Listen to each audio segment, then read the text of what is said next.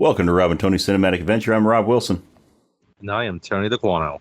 So, Tony, we are going into our penultimate episode of our summer blockbuster series. Our Such first a great word, summer penultimate. blockbuster series.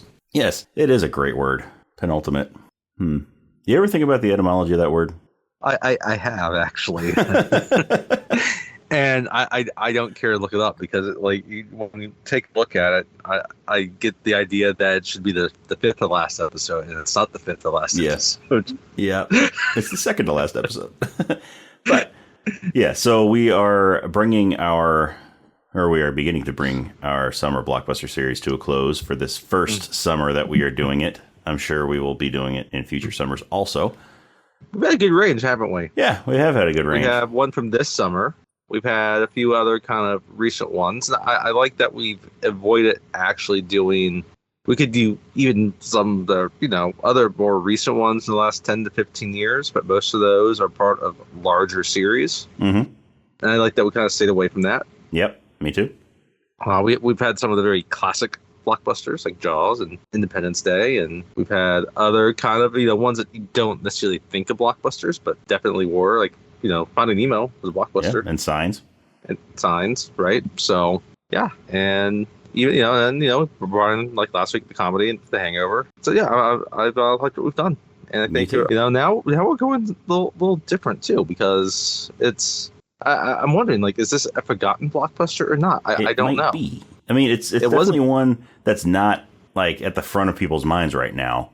It would have been 25 years ago. Yeah, it would have been. Yeah, it was back then. But they've made so many different versions of this since then that it's kind of... And none of them have ever become that big of a hit, obviously. Mm-hmm. And it's a very popular character. Mm-hmm. I'll branch off into this, once we kind of really get into it. But it's funny because it's not a movie also that's... It's funny, it can be easy to mock, but it's not like it's not a punchline at this point either.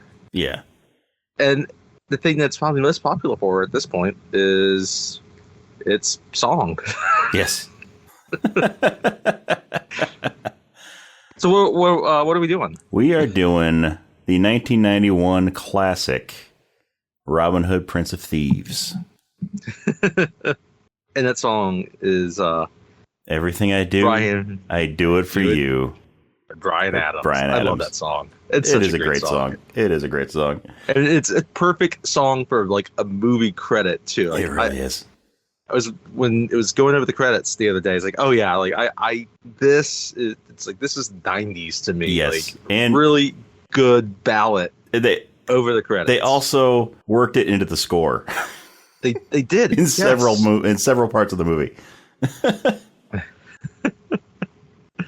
And he had other songs that, he was a popular artist before this. In the 90s, he had several other kind of songs that were hits off of movies. So, but and I mean, he's uncredited in this movie, but he played the balladeer. That's right. But not a bad legacy for him. Summer of '69 and Robin Hood theme, right? So it's funny because I went to a birthday party. It was the brother of a classmate of Charles's. It was Saturday, and the first song I hear when I walk in was this song. It was yes, this is perfect. Yes. Everything I do it for you.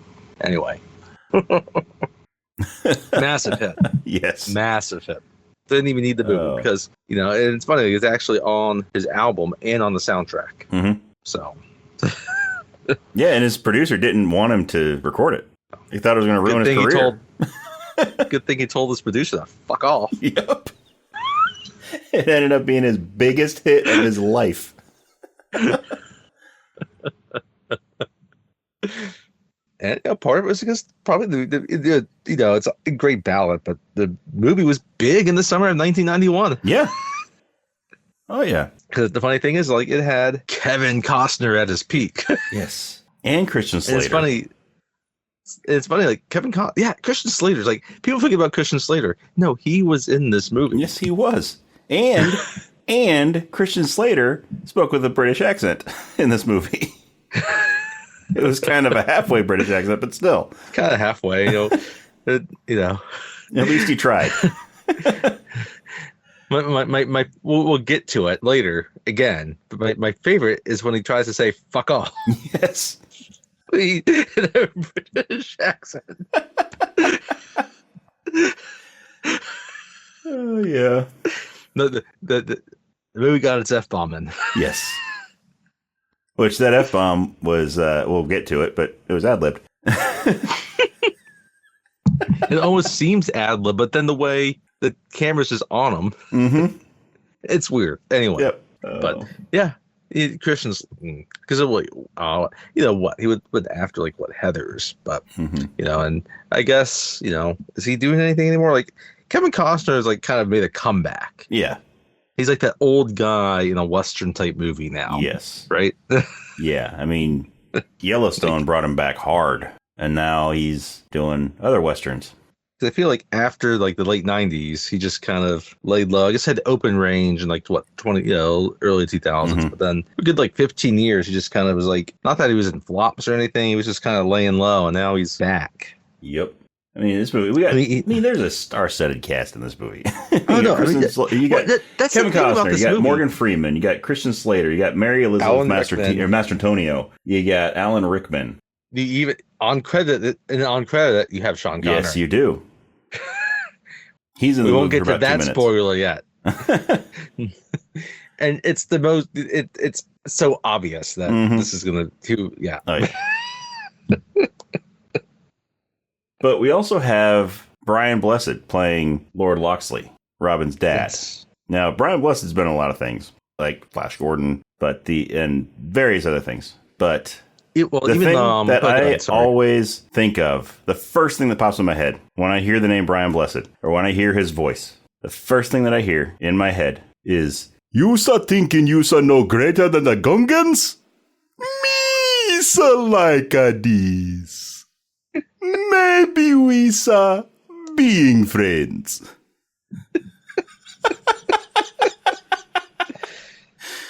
My. He played Boss Nass. Yep. In Star Wars Episode 1, The Phantom Menace.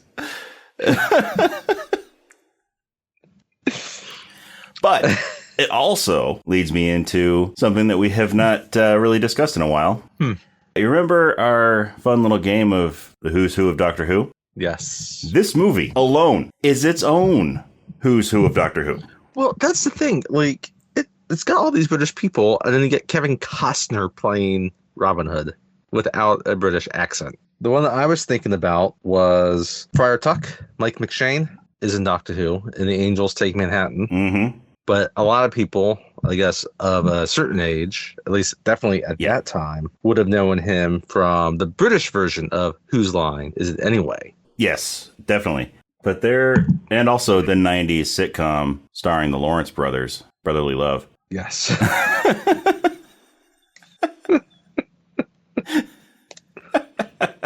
But there are a total of 10 people just that I've found so far in this movie that were in Doctor Who.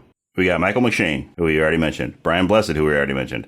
Nick Brimble, who plays John Little, was in some of the audio dramas for Doctor Who. We got Sue Drowett, who plays Fanny, Marion's Lady in Waiting. Okay. She was in Doctor Who. Daniel Peacock, who plays Bull. He was in Doctor Who. Harold Innocent, who plays the Bishop. I was going to say he was in it. Yeah. Michael Goldie, who plays Kenneth in this. Jimmy Gardner, who plays Farmer. John Hallam, who is Red-Headed Baron. And John Tordoff, who plays Scribe in this movie. It's a lot of names. There's a lot of people who are also in Doctor Who. Now, most of these people are in Classic Who, but a couple of them are in New Who. Yes. Such as Michael McShane, who was in New Who. Yes.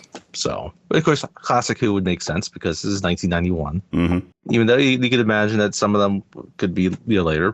So, it's interesting. So I am trying to wrap my mind around this movie because it's probably been 30 years since I've seen this movie. Yeah, it's been about that long for me too. I think I saw it once, maybe twice. I didn't own it. Right. So it's kind of funny. It's a movie that kind of quickly, like it was popular, and it's funny. Like it received mixed reviews with critics. Like Rotten Tomatoes has about 50%, and obviously it came out before Rotten Tomatoes was even a website. So it's pulling from a limited data set. But I think the aggregate what they have is probably pretty accurate, even though I don't agree with everything that's said on it. I'm just trying to, I think it never caught on in some ways, and I understand why it was made. If you think about it, right? 1991 is just 2 years after Batman. Mm-hmm.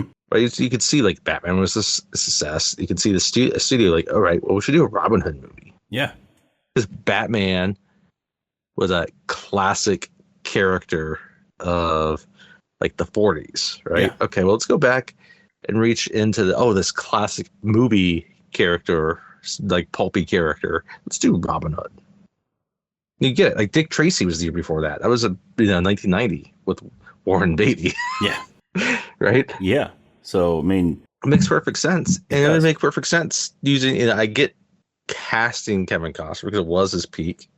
Mm-hmm. And so you can see why it was popular. In some ways, you could also see why it's popular because, like, it's a weird movie. Yeah, it's definitely a blockbuster type movie because, like, it's a big budget Hollywood movie. At the same time, some of it seems kind of cheap. Yeah, I mean, it's fun. It's a fun movie. It is fun, and it's funny when I was looking at a few of the reviews. Some of them were like, "Oh, I can't see kids like enjoying this," right? Oh! When I was a kid, I saw this movie in the theater in 1991. I absolutely loved it. So here are two different things, right? The most depressing thing about the movie is that children were attended expecting to have a good time. It's murky, unfocused, violent, and a depressing version of the classic story. But, like, okay, I agree. It's murky and unfocused. Yeah. Completely agree with that. Yeah, but it's violent, but okay, but not it's not like violent. No, it's not super violent. And I don't know if I'd call it depressing, right? Yeah. And so the second one is a mess, a big, long, joyless reconstruction. So let's pause there. Okay, yes, it's mess. It is a mess. It's big. It's a little long, but doesn't feel that long. No. And we watched the extended version. Yeah. Yeah, we watched the extended version, which is 2 hours and 35 minutes, 2,034 minutes, something like that. And so it's 2.5 hours. But I wouldn't call it joyless. Right, so and it's funny. Like it definitely puts like modern sensibilities into it, right? Yeah. And we'll get into that. But like I don't know, like I could see why kids would have enjoyed this. Yes, I enjoyed it when I was a kid. And even why, as a parent, like okay, you take it. Like okay, it may not be your favorite, but there's enough it'd be enjoyable for a parent. Yeah, and like the movie has a lot of flaws. Yes, it does. But I was thinking, like in some ways, like is this a guilty pleasure I never knew existed? It might be. It might be. See, it's been almost 30 years, if not a little over 30 years since I've seen it. Because I watched it all the time when I was a kid, when I was little. Because I saw it in the theater, and then my family bought the VHS when it came out. Right. And so I watched it several times when I was a kid. But I think I don't think I really watched it much after like 93, 94. Yeah. And so that might have been the last time that I watched it before. Maybe that's part of it is, a lot of kids around our age moved on to other things that start to come out. Yeah. Jurassic Park. Yeah. Independence Day. I mean, this movie had action figures. Yes, it did. I had a Kevin Costner Robin Hood action figure. That was an NES game. Yes, there was. Yes, there was. And this might be where it falters a bit, is Kevin Costner. Yeah. And I like Kevin Costner in some things. So do I. He can be a very good actor, but he is wrong here. Yeah, he is wrong for this part. Anyway, and it's funny, like, 91 was a big year. Like, JFK was released. JFK is a fascinating movie. He's fresh on, I don't know if they start filming this before or after. I guess, what? They probably filmed this before Dances with Wolves won an Oscar. Probably even, I was just wondering if it hadn't been released yet. Yeah. So, that, he was at his height, He had, obviously, other movies in the 80s, but. And it's interesting is the director, Kevin Reynolds, actually helped advise Kevin Costner on the Buffalo Chase and Dances with Wolves. Okay. They've worked together a lot, and it's funny because his filmography is all over the place. Because his movie before this was The Beast, and but then he did Waterworld, which was definitely a bad movie. Yeah.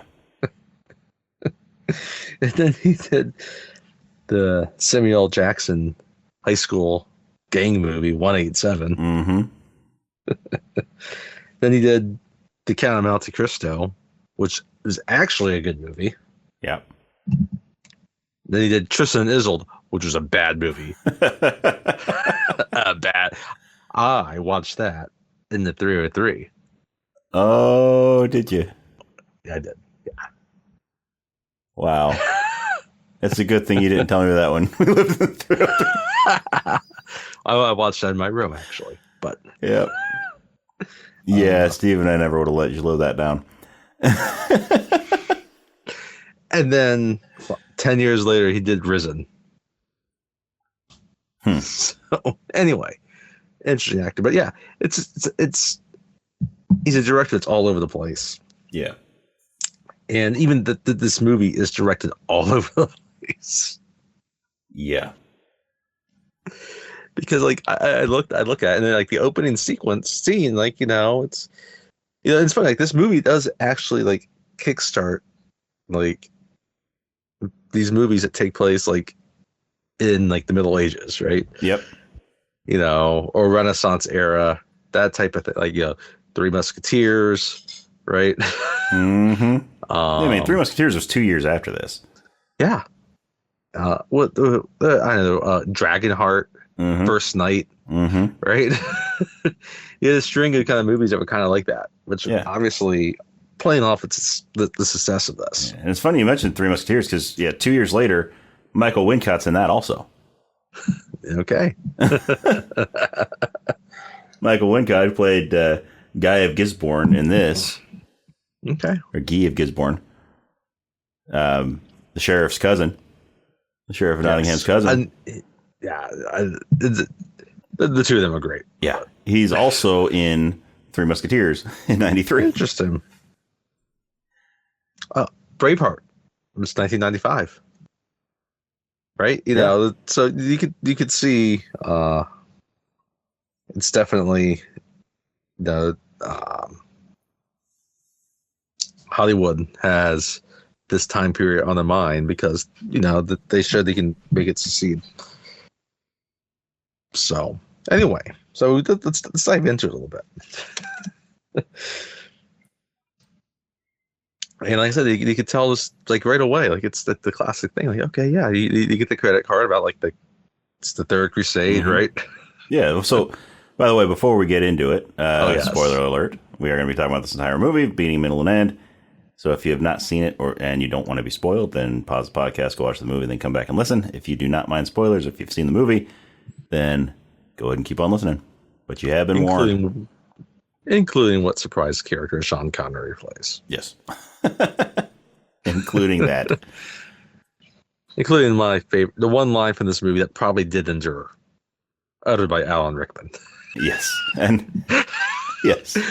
And also with such panache. Also, before we really get into the movie, what I found interesting is so Robin Hood Men in Tights came out a few years after this. Yes. Starring Cary Elwes as Robin Hood. And he comments in that movie that, unlike some other Robin Hoods, I can speak with an English accent. They use that in TV spots. Yes. So, funny thing, from what I understand, Cary Elwes was offered the role of Robin Hood in this movie. Interesting. In Prince of Thieves. But he turned it down because he found the script to be contrived. Well, I mean, yeah. Not going to disagree there. But, maybe he would have been Rabbit and Twister. Yeah. taking this. Rabbit's a good role in Twister, yes. by the way. Yes, Rabbit's a great role in Twister. We talked about that, and we can talk about his role as Stevens in Speed. Yes, another day. Yes, good old Alan Ruck. Oh yeah, why did they go that way? Anyway, they look alike, don't they? I just realized they look alike. Maybe not. Not really, but I don't know. I guess everybody looks alike to a certain extent. That's right. No, that's right. Harry Wells was not Rabbit in Twister. That's why I'm getting thrown off. Yeah, Harry Wells was not Rabbit. Alan Ruck was Rabbit. Yeah, they're both. No, we'll go in the Kevin Bacon game anyway. Never mind me, people. Oh, well, he was Jonas. Yes, he was Jonas. He in Twister, like the biblical character. He got to go into the belly of the Twister, the beast. Yes.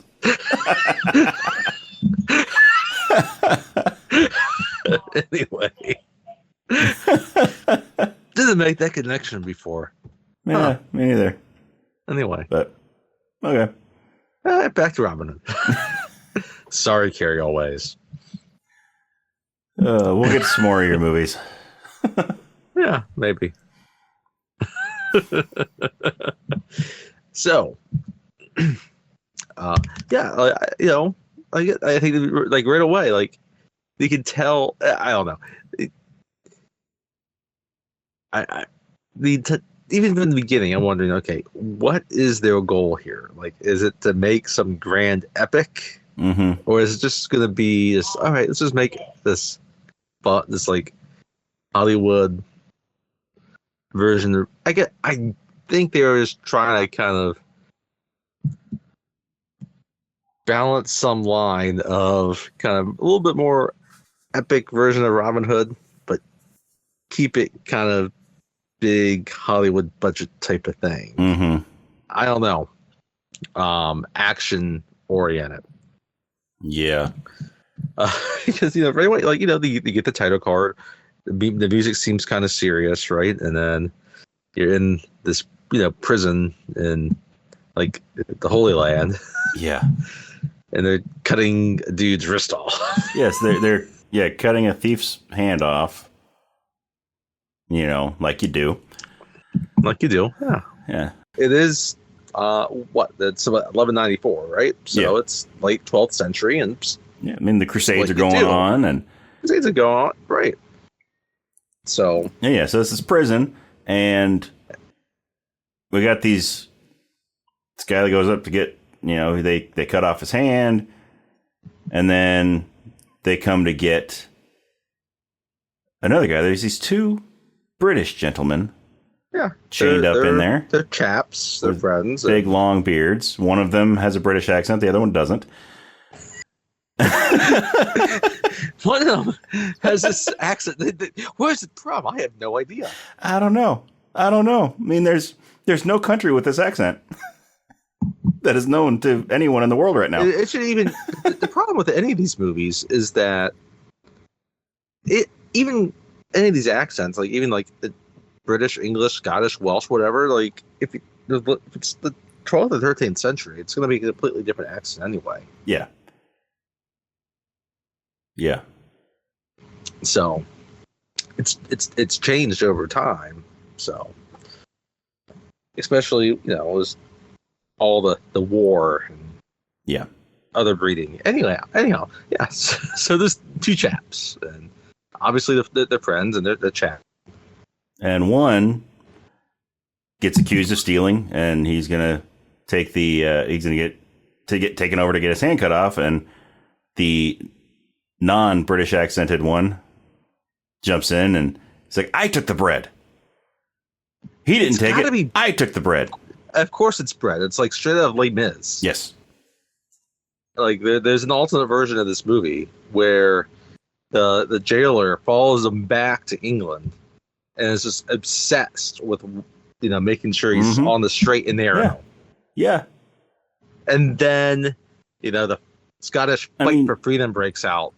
How much bread was it to warrant getting your hand cut off? I mean, was it like a grocery bag full of baguettes?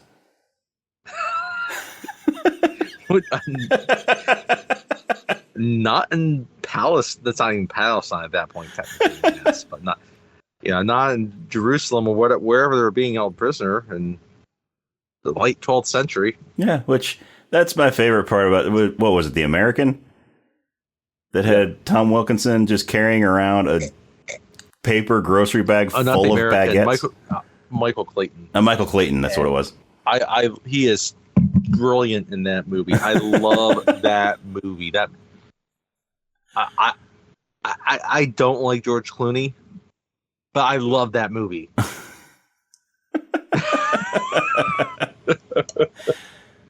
That's it. And Michael Clayton, Tom Wilkinson baguettes bag should receive not just the Oscar. It needs some other prize for the greatest movie prop of all time. Yes, because every grocery bag you see in a movie has a baguette sticking out of it, but he has a bag of baguettes. He has a baguette bag himself. He lives by himself. He's not sharing these baguettes with anybody. No. He's just going to go home. Oh, he does share one. He does share one. He hands one to George Clooney. Well, he's being a gentleman. So he does share one baguette. All right. But that's Robin enough. Hood. That's enough about Michael Clayton. Tony Gilroy movie, by the way, and if you're into the Star Wars expanded cinematic universe or Disney Star Wars expanded universe, Andor is all him. Yes, fantastic show, by the way. I love Andor. I will wax poetic about Andor. Anyway, yeah. Who knows? Maybe we'll do another podcast one of these days about TV shows where I just fall in love with Andor all over again. Yeah. Anyway, also, we could do Rogue One, yes, which is where he's also responsible with the screenplay. Yeah. So we could do on here, but Robin Hood, Prince of Thieves. Yes, Robin Hood, Prince of Thieves. the debating about whose hand they cut off for one stolen pita. Yes, for one stolen pita. So, the guy, the jailer decides cut both of them, cut the hands off of both of them. That sounds fair. I mean, that's the other guy probably did something, right? Mm-hmm. Make it a lot easier. Yeah. So, Kevin Costner, he's the guy that doesn't have the accent, by the way.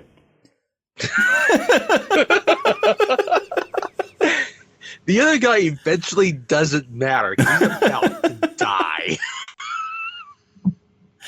So Kevin Costner volunteers to go first. He just helps move the plot forward. Yeah. So Kevin Costner, actually before this, they're talking, and we find out that the other guy, that Kevin Costner's buddy, is Peter Dubois. It was the brother of Marion. He has a sister named Marion back in England. And they are cousins. They're cousins. To the king. Yes, they are cousins to the king. To Richard III. And he's the one that helped, bring call the crusade over. Right? So, part of the reason why they are over there is because of... They were fighting in the crusades under King Richard III. So, whose hand do they try to cut off first? The one without the accent, right? Yes, they're trying to cut. Yeah, so they're trying to cut because he volunteers to go first. So he just kind of bum rushes. This is the whole them. thing about what happens. He kind of runs up to the little shopping platform.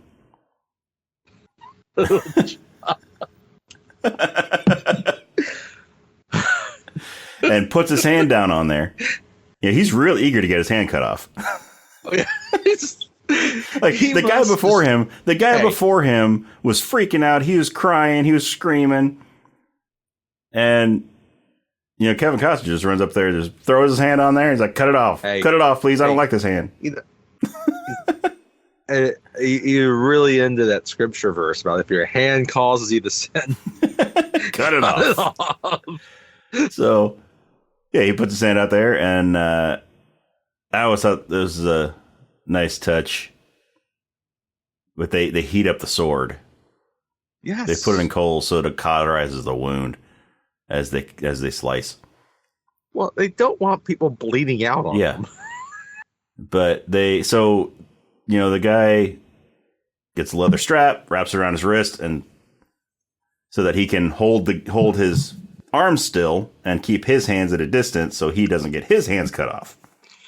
Yeah. So the guy with the sword comes up, he raises the sword, as he's bringing it down to chop off Kevin Costner's hand, he pulls his arm back and pulls the other guy's hand forward, and he gets his hand cut off instead.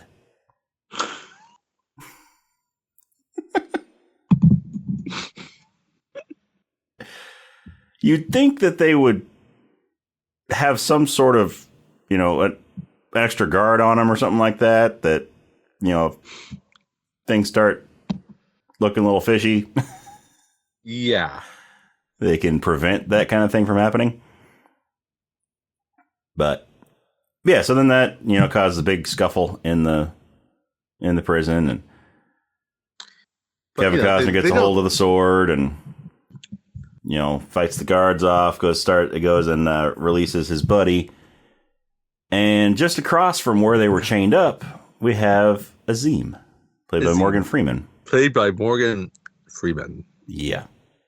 We'll get more into that, why that seems weird. Yeah, but he is a Moor. It does make sense, but yeah. So Morgan Freeman is a Moor, and he's the mortal enemy of the Crusaders. So, and we don't really do we ever find out why he's in prison? I don't think so.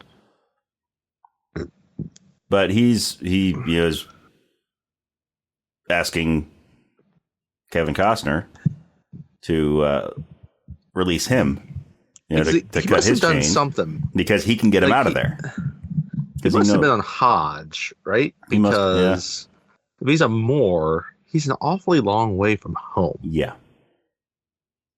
But which begs the question later, because when they get back to England and he wants to know which way is east, he's from Iberia and he's in England. He should probably have a pretty good sense of that. Mm-hmm. I mean, I get it's different terrain. I understand that, but you can kind of use the sun to guide you. Yeah, true. But anyway, but that's the thing. In England, it's because he mentioned that, but it's so cloudy he couldn't see the sun. Oh, that's right. He does say that. Thank you. That's why. Anyway, we jumped ahead. Yeah, just slightly. Yeah. So he says he knows how to get out. Says he knows how to get out. He can help him escape, and so Kevin Costner cuts his chains and lets him out. And I love the scene where they come out because they're underground, and there is a modern manhole cover. There's a modern manhole. They come out like Ninja Turtles. Which, by the way, this is the same year that Ninja Turtles came out live action. Yeah. The first one was 90, right? The second one was 91. Yeah. Yes. Second one was 91. Secret of the Ooze. Yeah. Second one Kino.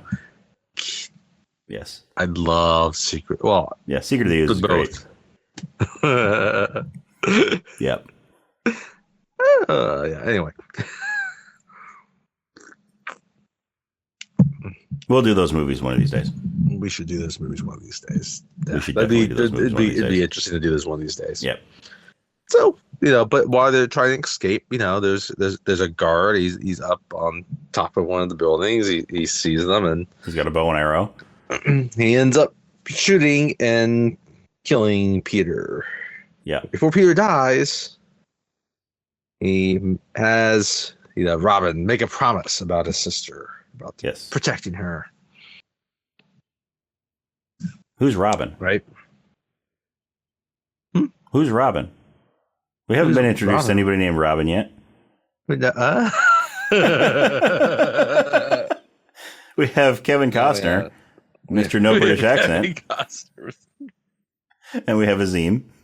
And we have Peter.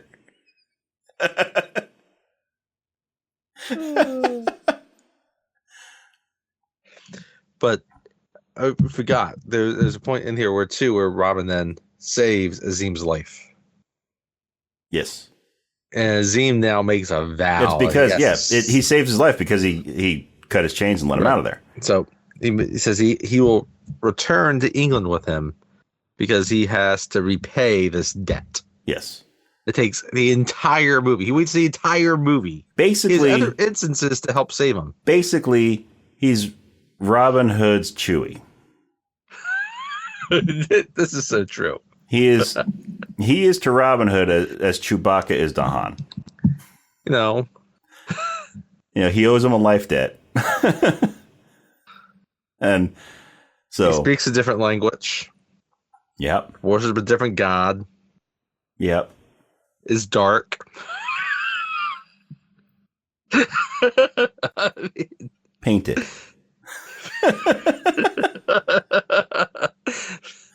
As they call him in this movie, he's the painted man. It's funny how I kind of like this part of the movie.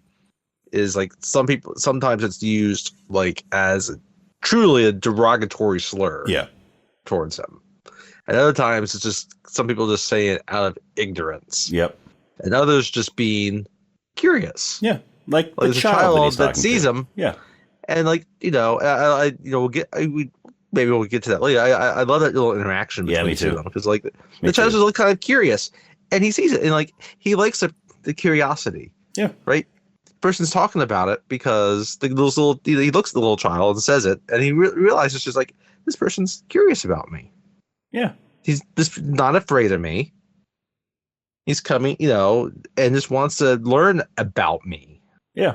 Right. And they're about to have a conversation until, they do play up this kind of hostility between not just, like Christian and Muslim, but also white versus black. Yeah.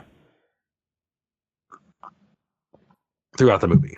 Yeah. So it's kind of a very modern angle and spin on it, obviously, but and Morgan Freeman, Morgan Freeman, and in terms of the major actors in this movie, Morgan Freeman, Alan Rickman, they're both fantastic in this movie. They're fantastic. Fantastic. So anyway, so they go back to England. Meanwhile, while they're traveling back to England, right? We get a glimpse at Locksley Castle. Yes. And we have Brian Blessed, Lord Locksley. And it's nighttime, and he's writing to his son. And his son who was off fighting in the Crusades. And there was some falling out that two of them had, obviously. Yeah. Right. And he talks about it, and then who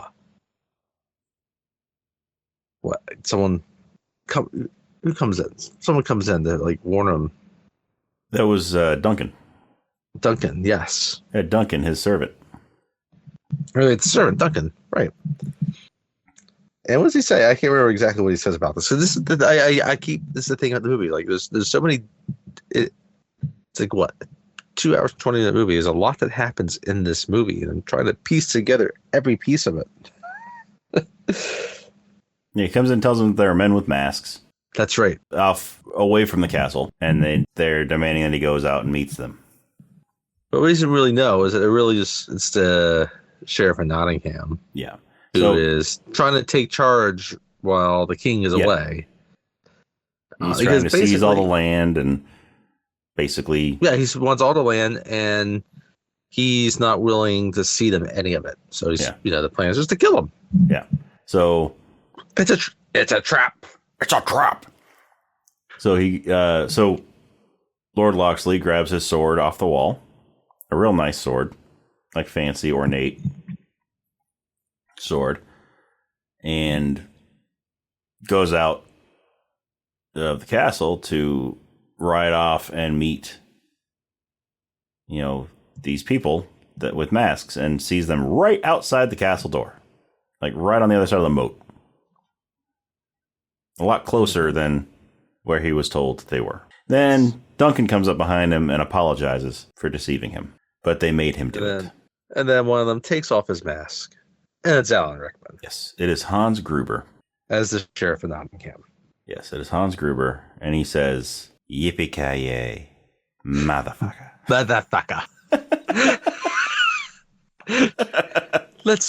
We can talk about men's fashion all day. And obviously he's cast because of Hans Gruber. Yeah. And he's so fantastic in this movie. So we'll get great. into this. Because he is a different villain than Hans Gruber. Yeah. Hans Gruber was calm, in control, and cool. Mm-hmm.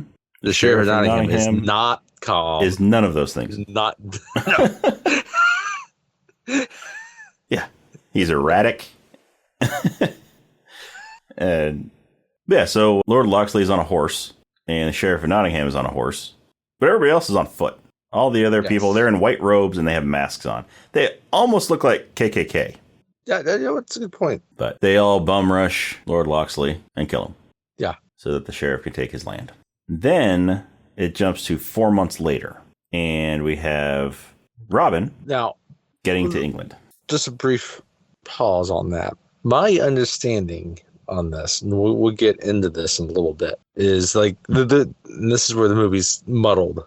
Is that what he's truly accused of, which we'll get into, which we'll hear later, is why he was murdered, or not murdered, he was executed for devil worship. Yes. But I think originally, they had filmed stuff that kind of, where the trap was really making them seem like he did devil worship, as opposed to just being ambushed like that. Yeah. Okay. Anyway. Because it is confusing when you do hear that later, that, he was executed for worshiping the devil. Yeah. And who worshipped him? Anyway. So now it's several months later. When we find out later that the sheriff is the one that's being trained in devil worship, but yes, that shit's crazy. And this is where the movie's just that's balls to the wall insane. Yeah, yeah.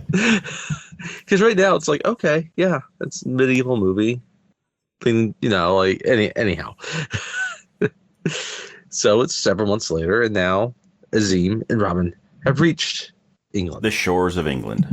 Robin gets out of the boat, runs up, drops to his knees, starts kissing the ground, starts kissing the sand. Makes sense. Yeah. He's been away for years, and he's home. And then he starts doing snow angels in the sand. Sand angels.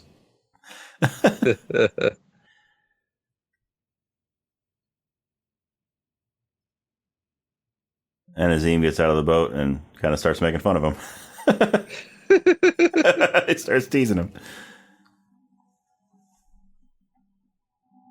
And then we get, Robin signals to the other guys that are on the boat. And they sneak up behind Azim and attack him. But he catches on and defends himself. And then basically tells Robin, "You're not getting rid of me that easy." And Robin was like, "Well, you would have done the same to me." And they laugh. Yeah. And they go on with their journey. And they go on. And so this is when they're crossing the hills, then this is when the whole which way is east comes in. Yeah. And it's funny, they make their way seemingly pretty quickly. Yeah. Anyway. So they do shoot this on location, which I, give them credit for. Mm-hmm. So yeah, so they cross into the Loxley land. The land of Loxley. The land owned by his family. So he thinks. There's Hadrian's Wall there. Mm-hmm. But anyway. Yeah. So Azim, he's asking where east is because it's time for him to pray. because it's so cloudy they can't see the sun, so he can't tell which direction they are. And so as he kneels down to start praying, there's a kid who's been chased up a tree by some knights. Yeah, they hear it, because Zeem's, he's busy praying, and Robin, they had a whole kind of banter because they're talking about his land, and they're two different lands now. Zeem's finally about to pray, and this kid goes up the tree, and Robin kind of sees it going, down the hill, and there's this man on horseback just chasing him. It's like, what? And like, it's a good question. Why are these men? Yeah. Why are these men chasing this him? Kid? So he goes on and confronts them. Asks them why, what's going on? Why are you chasing this boy? And they say he's trespassing. And Robin's like, well, you guys are trespassing. This is my land. I'm Robin of Locksley. This is my family's land. They're like, it belongs to the sheriff of Nottingham.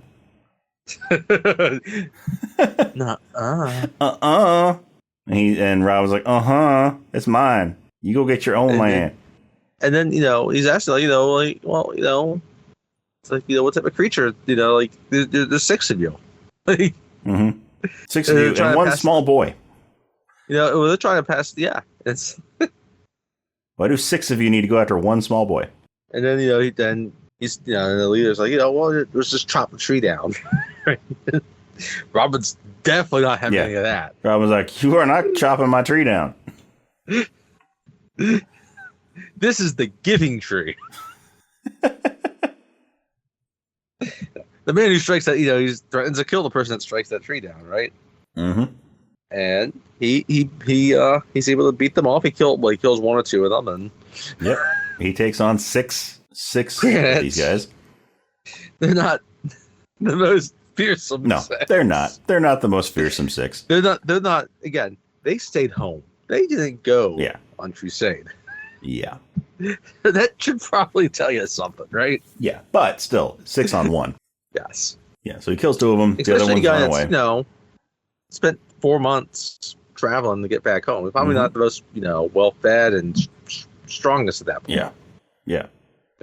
But that's a long journey in 1194. But so, did we say it was Guy Gisborne? That was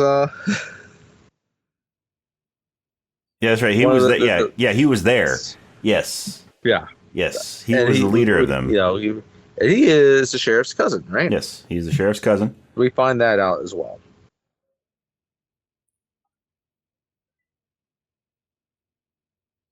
And then he gets back and he wonders, it's like, well, it's kind of funny. It's still not total trust between the Zeem and Robin.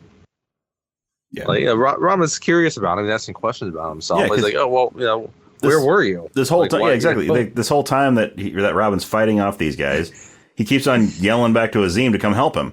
But Azim's sitting there praying. Azim keeps praying. Mm-hmm. He's not letting anything interrupt his prayer. No. And so then, once the fighting's done, then Azim's done praying, and he comes walking down. He just comes strolling down to Robin. I don't know why he's like, you traveled 10,000 miles with me, only leaving to get butchered. And he's, Azim just kind of nonchalantly, or Morgan Freeman says nonchalantly, I fulfill my vow when I choose. Yeah.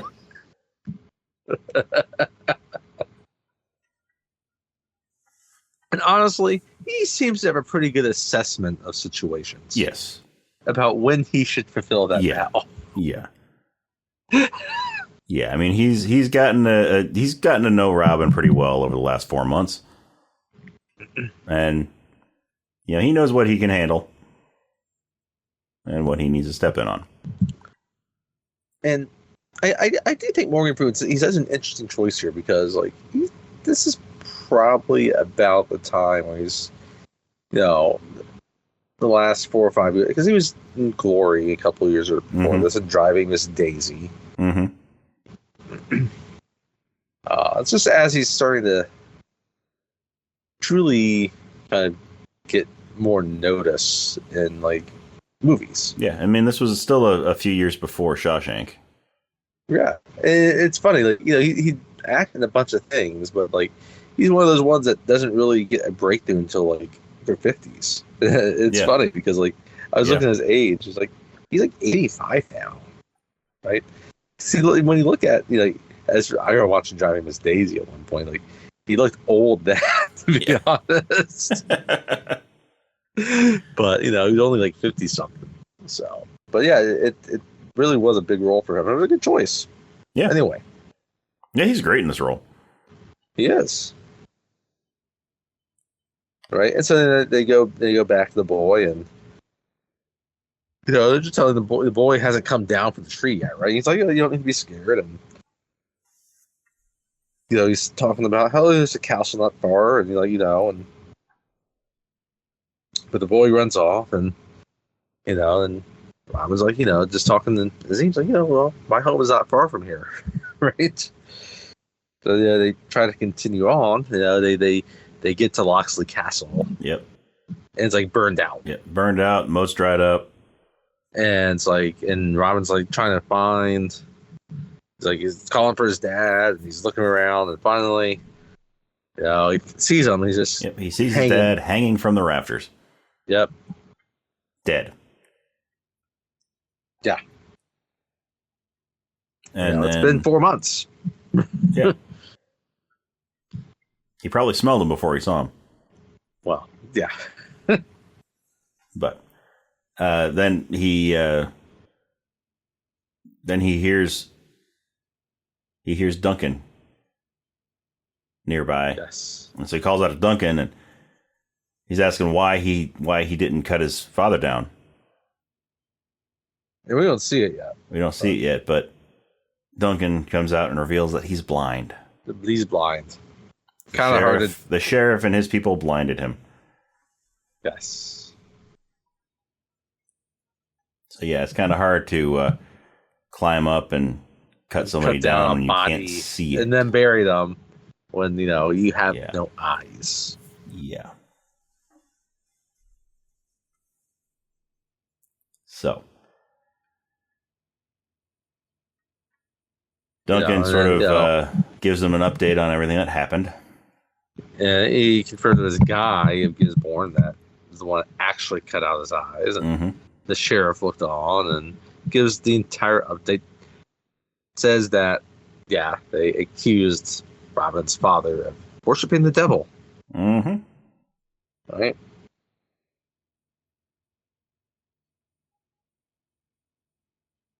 So then they give Robin's dad a proper burial, right? And that's that. So now, finally get back to Nottingham, and you got Alan Rickman again. He's talking to his cousin Guy. Yep, he's talking to his cousin Guy. Guy.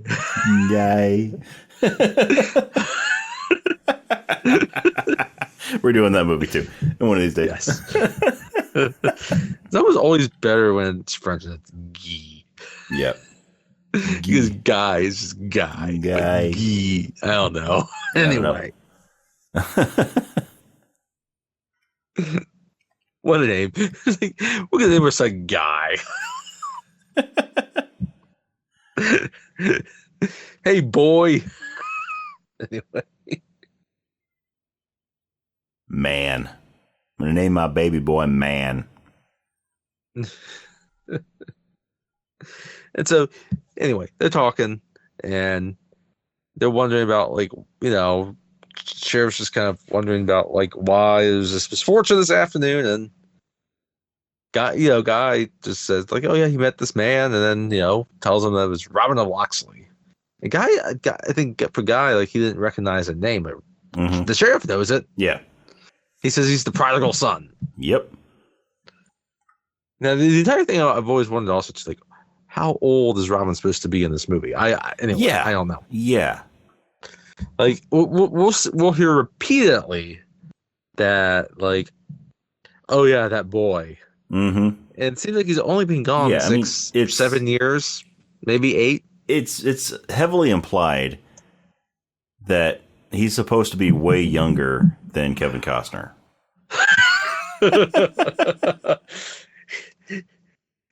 Christian Slater should have Robin Hood.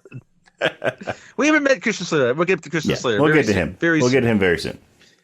Yes.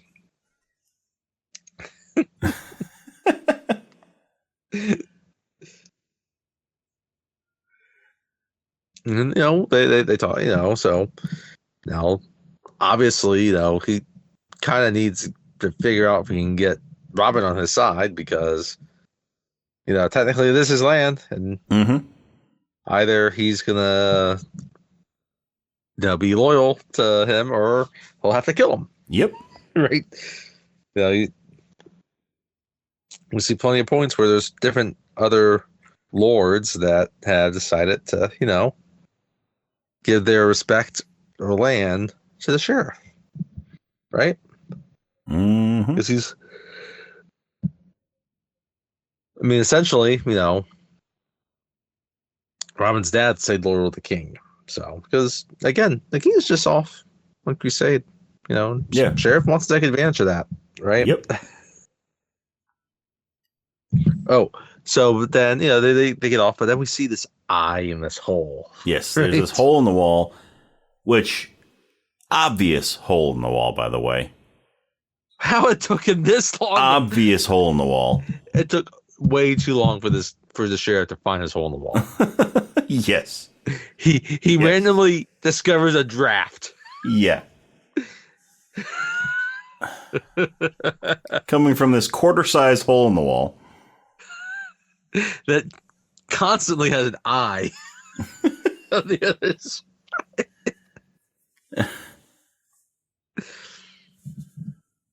And I will still not get okay. I get that she's spying. I don't get all the reasons that she's spying because he seems to be pretty forthcoming with her. Yeah. Yeah. And she's spying. She's spying so she can get information to then make it seem like she's, fortune telling. Yes, I get that. Yes. But, she's. Well, I mean, no, I get. Yes, that is true. Thank you. So, anyway, yeah, and so we see him, then kind of go around the castle, and he ends up in this lower part of the castle, and it's this old, hag-looking lady, yes. Witch type, with white hair. Mortiana. Yeah. And she does some of her full things where she's trying to read different things. She's played by Geraldine McEwen. She's nuts. This woman is nuts. Yeah. And this is where the movie gets, again, this is where the movie just all of a sudden is okay, now it's into some other really crazy stuff going on. Yeah. like how serious should we be taking this movie? I don't know. Which I thought that Men in Tights handled this character brilliantly. Or their version of this character brilliantly.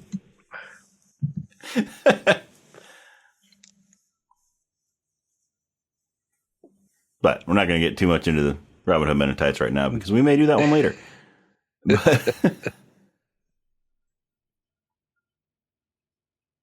That is absolutely nuts. She was in her 50s when she made this movie. Mm-hmm. But yeah, so she 90 in this movie. Breaks some blood eggs.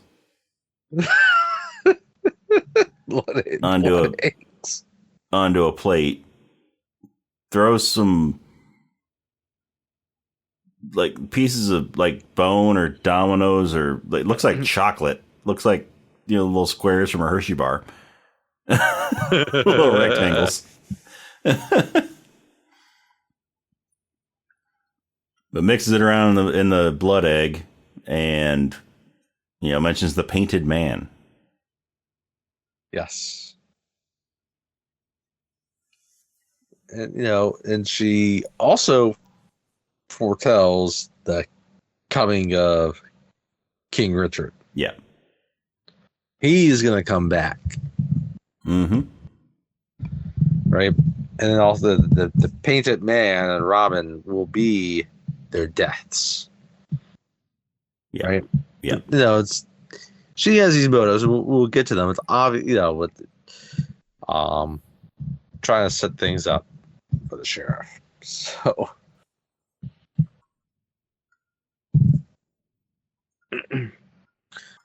so does Robin come into the castle area yet, or does he go to Marion's place first? Oh, by the way, real quick, before we go on to continue here, just before I forget. So one of the producers on this movie was Richard Lewis. Oh, that's right. Who plays Prince John in Robin Hood Men in Tights. But anyway, yeah. So I just wanted to bring that up real quick because it just popped in my head. But yeah, so I think after this, it goes to... It goes back to Robin and Azim. Yeah, it goes back to Robin and leaving the castle. Yeah. They're leaving the castle and they have Duncan with them. And Duncan, then you got...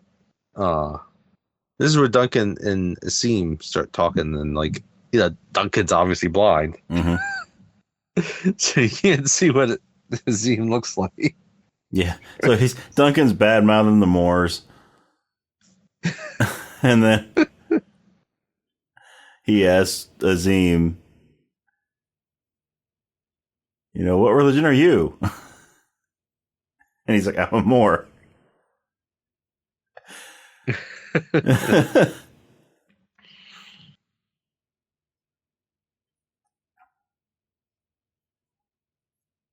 And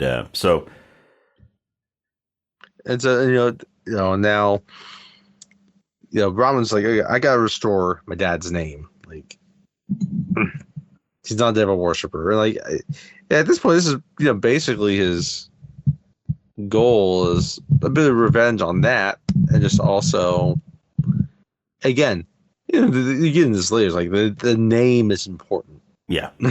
Yeah. Not looking a certain way. Yeah. Right. And so the three of them set off together, right? Duncan, Azim, and Robin. A blind old dude, and a rich white boy. Non-British accented English guy. There you go. So they come to a river. So they right, yes. Yeah, they come to a river. And as Robin is, walking out to cross the river, he's stopped by a couple of men. By Nick Brimble and Christian Slater. That's right, yes. Who will introduce themselves as John Little and Will Scarlet. And Robin, if he wants to cross the river, has to pay a toll. So he refuses to pay because it's a river that's on his land. And so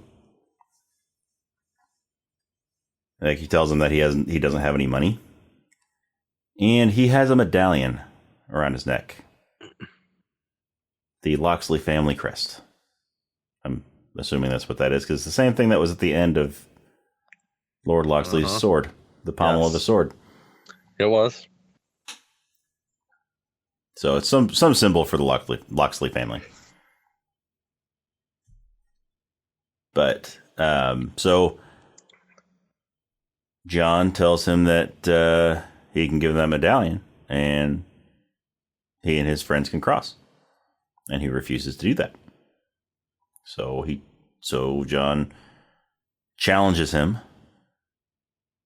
to a fight, to a duel with sticks. They got staffs, and they're gonna fight.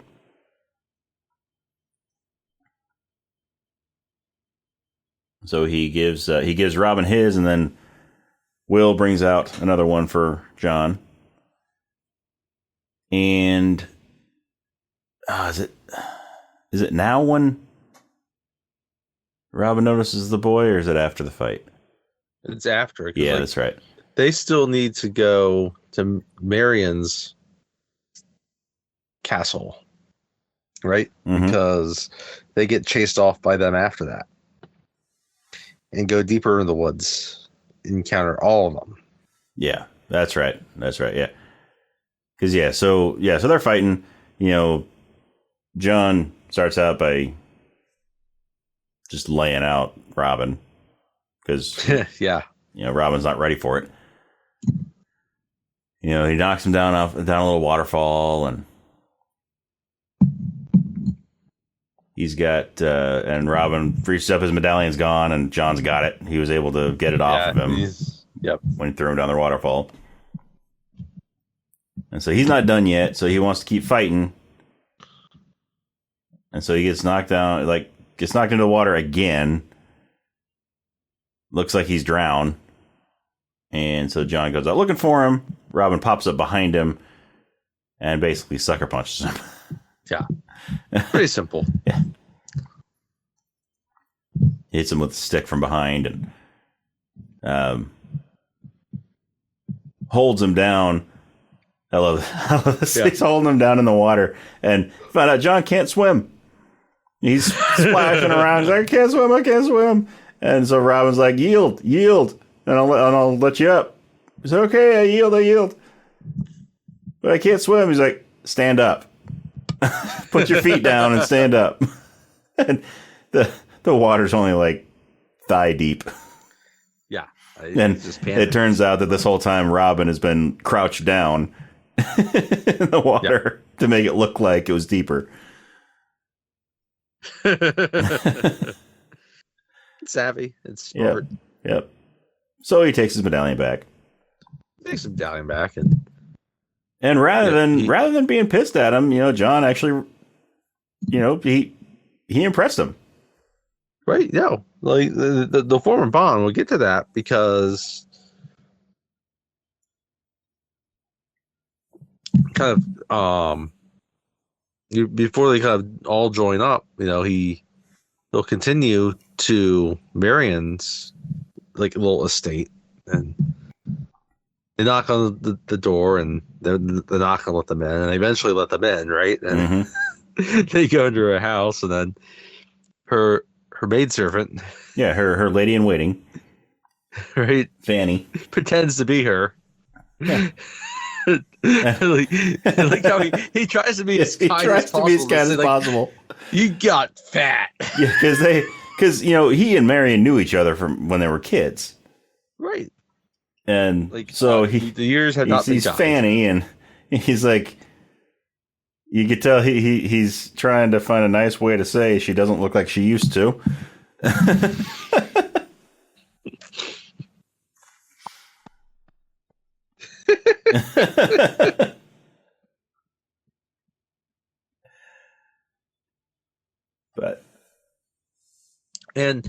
I think it seems like they generally think that he's dead. It's been years. Yeah. And he was off fighting the Crusades.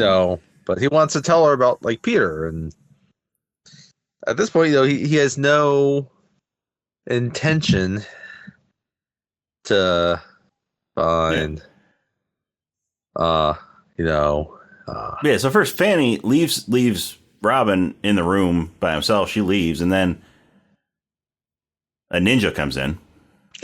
She is ninja-like. That is a so ninja true. comes in, starts fighting him, and he gets the upper hand. Starts moving the ninja toward the fireplace. Oh my god. That's right. This Robin Hood movie has ninjas. Has a fucking ninja.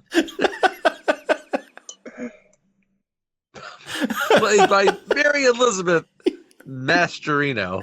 Yes. Or Mastertino. Mastertonio. Mastertonio, yeah. From The Abyss. Yes. If you've seen The Abyss. So it's revealed, before the ninja gets burned in the fire, that it is Marion in disguise.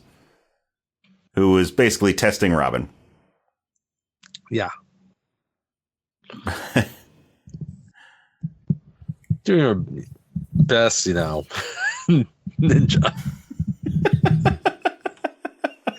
She did well to a point. Yeah. I mean, it makes sense that there would be an engineer, because this is a time when ninjas were big in movies. We had movies that had teenage turtles that were ninjas. Yes. The following year, you have child ninjas. Yes. Taking on drug kingpins. Yes. With the help of B.D. Wong. Yes. Is it B.D. Wong? I don't know. Anyway. No, it's not B.D. Wong. It's not B.D. Wong. It's not B.D. Wong was an executive decision. And Jurassic Park. Movie where Steven Seagal gets sucked out of the airplane? That's awesome. Spoiler alert. Don't worry, we'll talk about that movie one of these days. It's a great movie.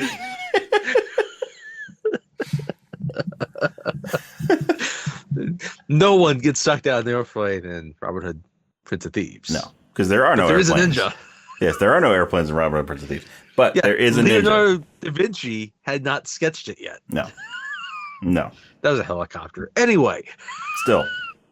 That's still 200 years in the future. So, back to the ninja. The ninja's the ninja marrying. finds out her brother's dead. Yes. Yes.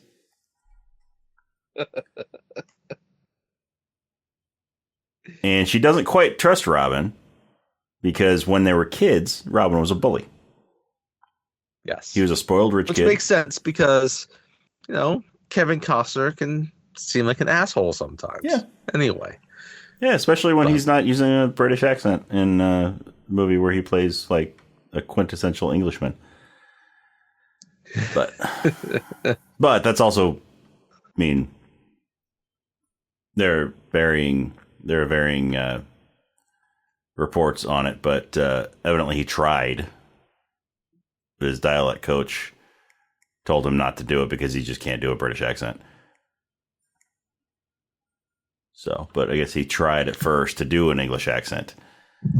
It's better off. Anyway. Yeah. So they talk, and they decided, and he sends condolences. Yeah. They air out the problems of him being kind of a bully when he was younger, and he talks about the other important piece about this. We'll get into it. It's important to kind of think about kind of that time period. Is that you still have the Druids in England, right? Mm-hmm. Or the island of the island at that point, so to speak. I shouldn't just say England. And it's because the Druids were not Christian, right? So they would have been kind of savages and devil worshippers too. Yep. And so that was kind of the we find more like that's really the pretext of saying to the people, because Loxley was like respected that now he was a devil worshipper, he was one of the druids. Yeah, he was with the Celts, right? So we find out that Marian's mother is living in London, but that she won't leave, right? And that she's fairly confident that the sheriff would actually kill her if he really could. Yeah. But knows that anyway he can't. So they move on outside, and all of a sudden, Guy is approaching again, and Robin realizes they gotta leave. Yeah. Yeah. And so and like they devise essentially devising the idea that pretend like I was like, okay, well I gotta pretend like I'm stealing your horses, That way they don't think you're abetting us, right? Mm-hmm. So right when it seems like she's not going to go along with it, she yells out, "Help, help, he's stealing my horse." So he thanks her, runs over, jumps on the horse, and they ride off. That's a good way to get hanged. Yeah. Stealing someone's horse. Steal the bread, you lose your hand. Steal their horse, you lose your neck. Yeah. Anyway. So they ride off back, into the woods, and they meet the full band of what become the Merry Men, essentially. Yeah. Including the boy that we saw earlier. Yes. And we find out that that's Little John's son. Yes. But through all this, Christian Slater thinks Kevin Costner's just a rich boy. Yep. Doesn't trust him. Yep. I mean, I appreciate trying to cast Christian Slater here, but I don't know. Yeah, I don't know if he was quite. Slater and Costner are both nominated for the Golden Raspberries. Huh? Okay, I can see it. I mean, both good actors, just not right for their roles in this movie.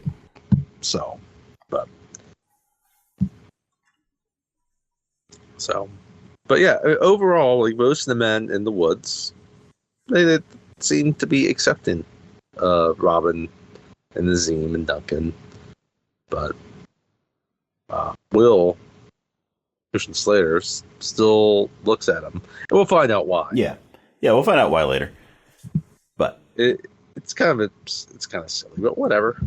But yeah, we get back to the sheriff, and now it's like it's a Sunday, and I love this.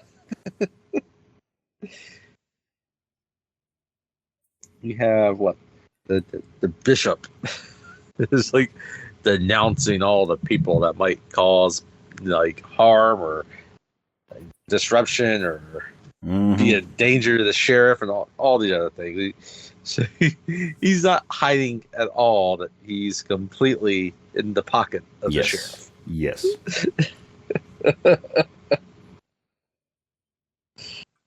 So it's after mass, and they're up in the bishop's private quarters, right? And Robin sneaks in. He hears like the door opens. Like, oh, these are my private chambers. If you need a confession, you can go to any of the monks or something like that. And Robin reveals himself. And at first, it seems like the bishop's like gonna like be helpful to him, right? He seemed slightly sympathetic, right? And as he's about to leave, he opens the door, and there's Alan Rickman. Yep, there's Alan Rickman. There's the sheriff of Nottingham. And so Robin runs. Tries to escape. I guess I forgot. Before that, Robin was pretending to be a leper. Yeah, that's right. He was pretending to be a leper. And like the church by like all the candles, and he meets with Marion again, where they kind of they talk. And he has to kind of hide himself, and then the sheriff ends up talking with her. That's when we go to the bishop's quarters, and as he's leaving to leave, walking out the door, the sheriff's there. Slices the sheriff down. Yes, across the cheek. On his cheek. What would be his left cheek? Right side. His left cheek. Sorry, yes. Yeah. His left cheek, right? Gives a nice gash right along his left cheek. Yeah. And I guess he finds out that, he also got a price on his head. Yep. And as he's escaping the sheriff yells, "I'll cut your heart out with a spoon." I love that line. Oh my goodness. Brilliant line. Yeah. No idea if it was like scripted or ad-libbed by Alan Rickman. Yeah. And I just love later in the movie where he's seeing not what's much happened. later. because like they're doing the stitches, right? Yeah. And he wants the doctor, or like make sure they're small stitches. Yeah, make sure they're small right? stitches. But he's talking with his cousin. And his cousin Guy. He's like, he asked why him, a spoon? Yeah, he's like, why a spoon and not a sword? He's like, because it's dull, you twit. It'll hurt more. And that's where the movie's. This is where Alan Rickman's brilliant. Like, the line is great to begin with. Yeah, it is. But the panache, yeah, that he delivers it, yeah, and how he revels in it. He says it in only a way that Alan Rickman could say it. Only way Alan Rickman did not win an Oscar for this. He did win the British Academy Supporting Actor Award for that, and he got so much praise for this movie. Mm-hmm. It's so right. I mean, he was brilliant in this movie. This is like, it's fine. I guess part of it's because like it's a character that gets portrayed, and no one remembers the other sheriffs in Nottingham except I guess the animated Robin Hood that's played by a fucking tiger.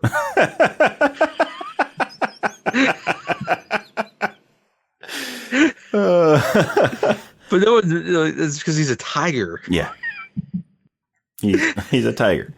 And also, so funny thing, we keep on joking about Guy, which is of course a reference to Galaxy Quest, which Alan Rickman was in. That's right. Like, grab bars, hammer, you shall be revenged. You shall be avenged.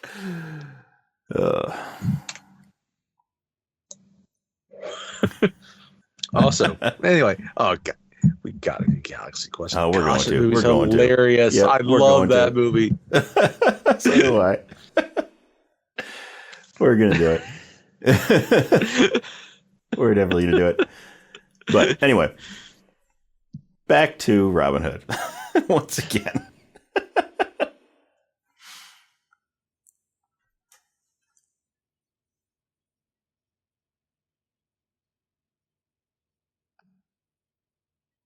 But they're talking, like he realizes they need to find Robin. Yeah. Right? So he's like, he entrusts Guy. Trying to, like, it's funny because, like, Robin is not that interested in hiding. Yeah, he's really not. So far, he makes himself pretty out in the open. Yeah. Yeah. Anyway. So but they also put a price. They put a price on his head too. Yeah. So, and then this is also from his interactions with the sheriff there and the bishop and all that. That's what leads him to decide to steal from the rich and give to the poor, right? Yes. Yeah, because he goes back and so, like, he goes. He goes through a whole sequence of things because you have, he's talking with the man, and at first he's not that into it, and you got Will's like, what are you really trying to do at first, even before they really get into that. Yeah, because John asked him, are you so just are you like messing? Looking... Yeah. Yeah, he's like, are you looking for like fame? That's really what it is, like the bigger bounty. And he's like, because at first all he's doing is just kind of messing with the sheriff. Mm-hmm. Right? And then he sees that by messing with the sheriff's now like messing with other people in these small villages. Yeah. Trying to find Robin. He's like, what are you really doing? Yeah. And so then John asks him, so have you decided you want to join our group? And Robin says, no, I'm going to lead your group. Right. And he instructs them in the art of guerrilla warfare. Mm-hmm. Roland Emmerich must have watched this movie for the He must have. But yeah, and then this little training montage of the Merry Men. This is one we get because this movie, most iterations of the Robin Hood story have, the archery tournament. This movie does not have an archery tournament. No, it does not.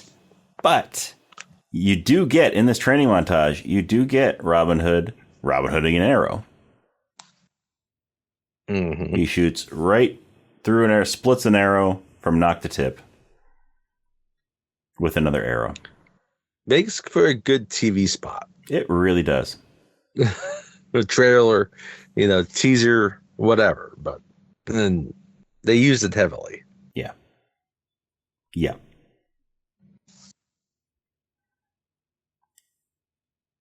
So, yeah. So even though there's no archery tournament in this movie, you still get that shot.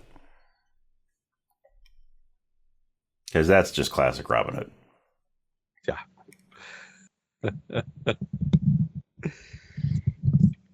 So that was, I think it's great at the beginning of the montage when nobody knows how to use a bow. They quickly learn. Like the guy that's just like, he gets the arrow on there, barely pulls the string back, and then just lets it go, and it just barely flies forward. It just goes forward a couple feet, then drops. Kind of reminds me of the old dude in the Two Towers at Helm's Deep. Yep. But of course, this time his is further back and at a great height. Yep. So the distance plus the speed of the drop at least killed an orc. We don't know what happened to that guy. Anyway.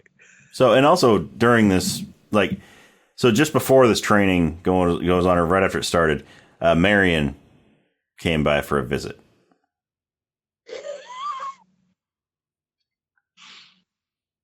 So she's hanging out with them. She's hanging out with the merry men, and with Robin Hood and his merry men. And so they're shooting at this target, and he goes up to show them how it's done. Wait, before that, they were targets of kind of some of their, plundering of the rich. Yes. And her lady in waiting were overtake them. And then she finds it as Robin. Just tells them to bring him to them. Yes, that's right. Then we get to see Kevin Costner's white ass. Yep. Yep. When he's swimming, he's swimming in the lagoon. You gotta remember, earlier, before he fled, she told him that he needed to bathe. Yep. So he was just bathing. He was just bathing in the lagoon. And she just happens to be standing on top of a cliff looking down at him, and he's swimming, and his bare ass is right there. We can't talk about this movie without Kevin Costner's ass. With his lily white ass. It's like you can see the tan line. He could be one of the bank robbers on Point Break. He's got the tan line for it. If you were on the ISS in space and you look down to Earth, you would see Kevin Costner's ass. You would see the sun reflecting off of it. That is how white his ass was in this movie.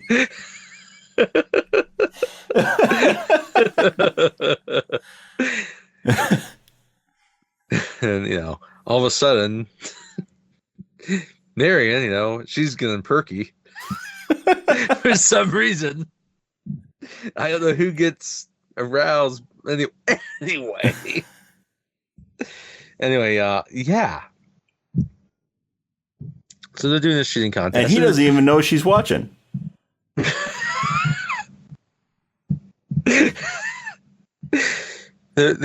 It's weird because there's two ladies and two men staring at his ass.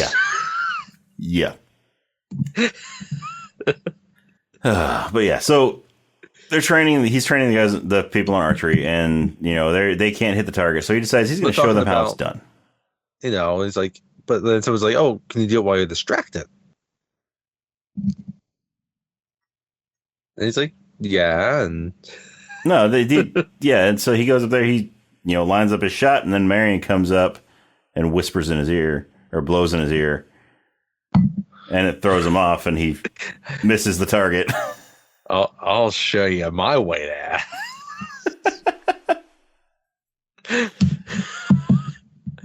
I mean, we don't know what she said. So she told him what's in Marcellus Wallace's briefcase. Yes. Yeah. Bruce Willis's ass in that movie is not that weight.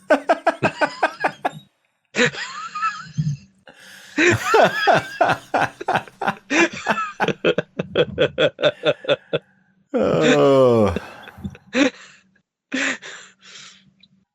You would think he wears boxer shorts all the time. You'd think he's a boxer. You would think there would be a definite. But he boxes inside. Sun. He boxes inside. Yeah, that's true. There's no sun inside. Sun on those buns. Maybe. Anyway. Yeah. Anyway. Okay. Enough about the gluteus of Kevin Costner. Yeah. Within all this, we do also meet Friar Tuck.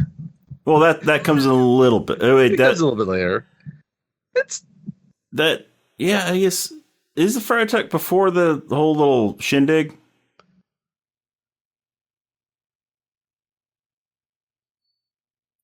Did they meet Friar Tuck before the Merriman shindig?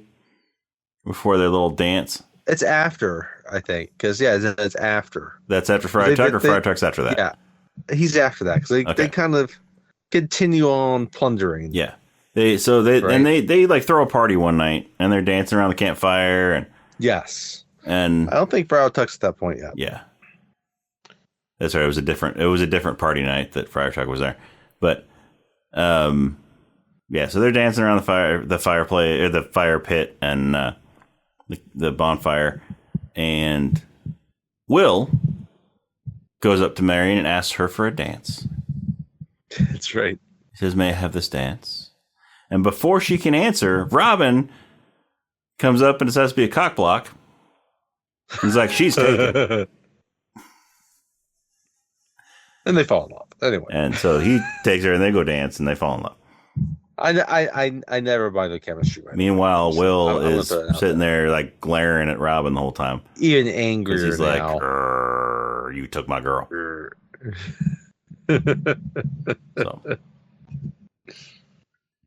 So he really doesn't like Robin now. Yes. They eventually, at some point, one of the ones they end up Robin is Friar Tuck. He's really just more concerned about his beer. Yeah. Yeah. So yeah, there's different like coaches, like stage coaches and whatnot, so, like different carriages that are coming through the woods. That they're we keep doing these things, and they're distributing it, and eventually Friar Tuck's one of them. Yeah. Friar Tuck comes up and he's got a big old keg of beer on his wagon. And he's more than happy to just kind of join them. But yeah. It's a pretty sophisticated ruse they have that, like, with the men that are accompanying his carriage. Yeah, because at this point, by the time Friar Tuck comes out, there's been many carriages that have been attacked. They've really perfected all this. Yeah. Yeah, so they've got holes they've dug in the ground and then covered it with leaves and like all this, and like to hide so that they can draw the guards away. And eventually, though, like with all of this, the sheriff gets increasingly agitated. Yeah, and so now he's meeting with Gay. Talk about all of it and what to do. And then, I think this is brilliant. And this just like fits like 90s villains just casually dispatching their main henchmen. Yeah. He just casually walks a sword right into Guy. Yeah. His cousin. His cousin. And then as he withdraws it and he falls to the floor, he just looks down like, at least it wasn't a spoon.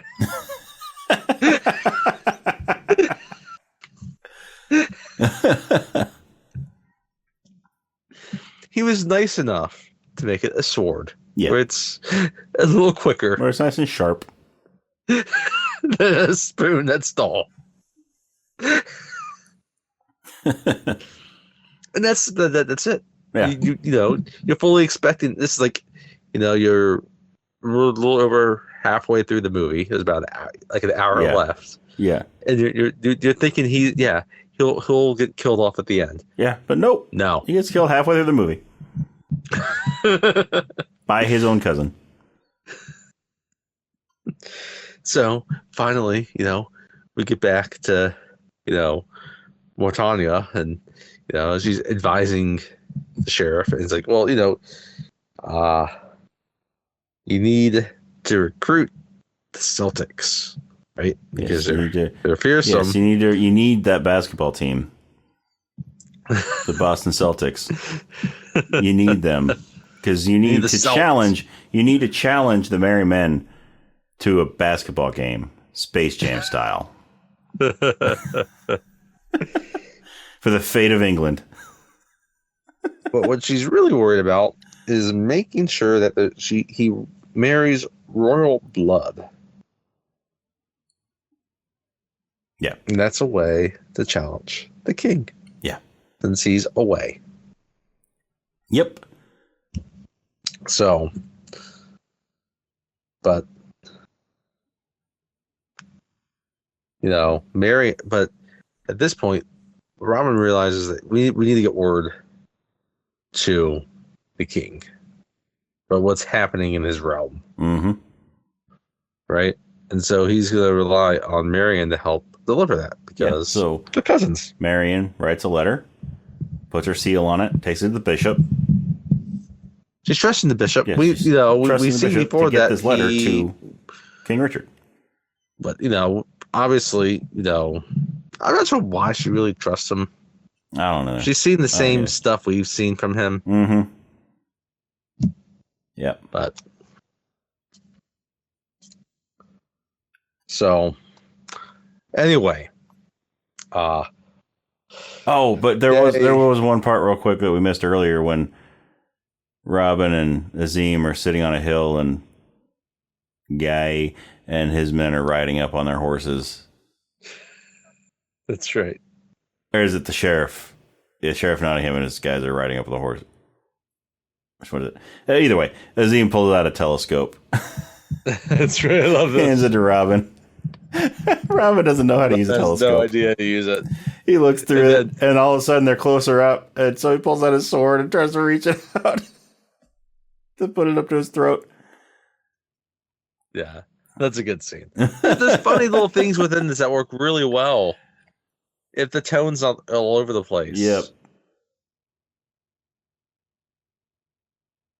Anyway.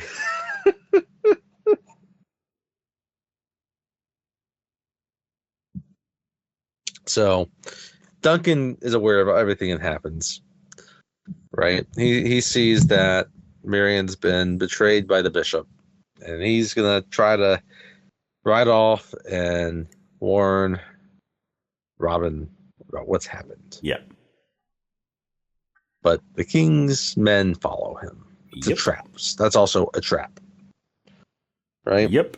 And so the king's men end up finding where in Sherwood Forest the Merry Men are hiding. With the Celts. Yes, with the Celts, who by the way, the Celtic chieftain is played by Pat Roach. Oh, that's right.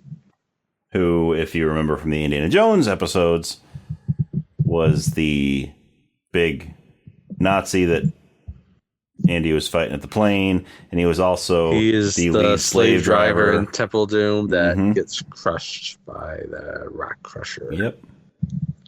And his appearance in Last Crusade was cut, but he was in the original draft of it.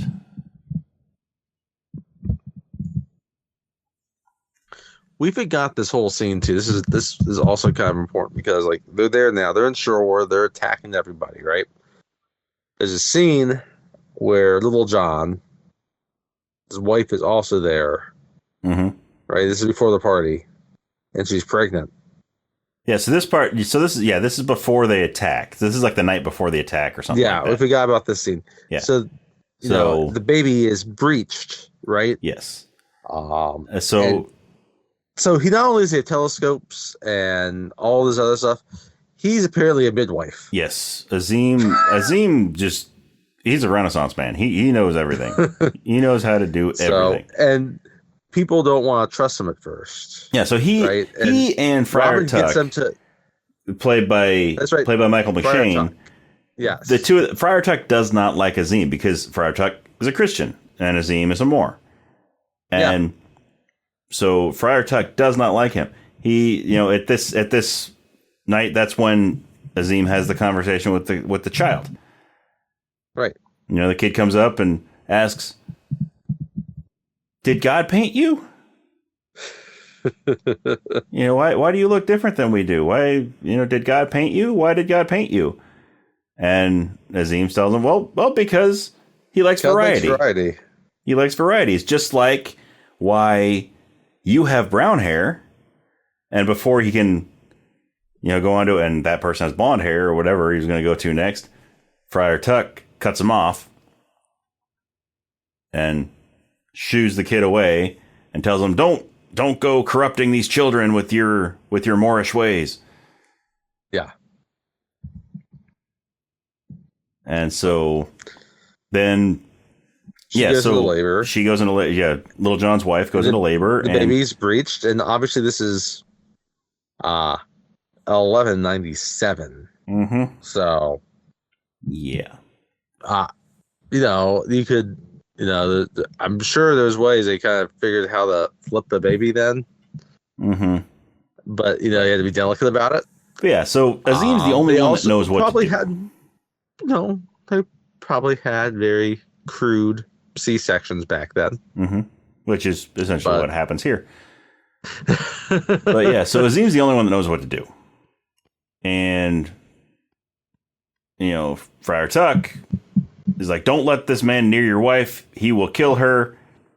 He will let her die. And they allow it to happen. People leave, and Robin convinces them. Yeah, Robin convinces them because, Robin trusts Azim.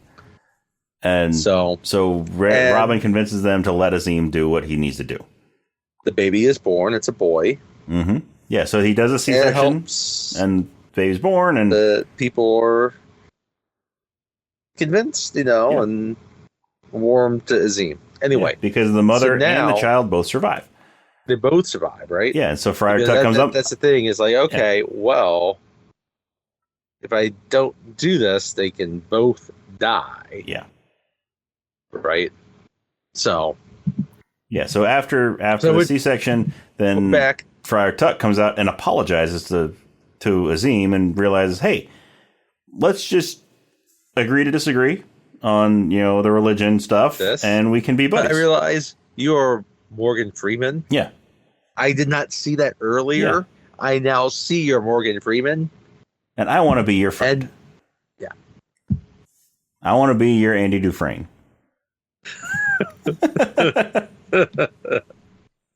Say once a day. Anyhow. So going back to the, jumping back. Because Morgan Freeman is a guy that knows how to get stuff. Yes, he does. He can get you a toe. He can get you black powder, but he can get you a toe. With nail polish. You don't want to know how, but he can get you a toe. He's going to finish his coffee first, and then he'll get you a toe. Get you the toe.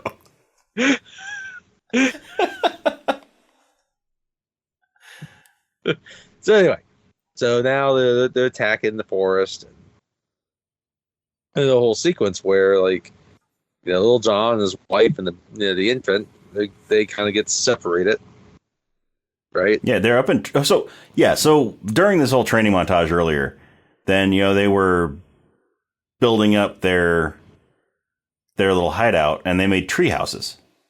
Yeah. So It's like the elves in Lothlorien. yeah.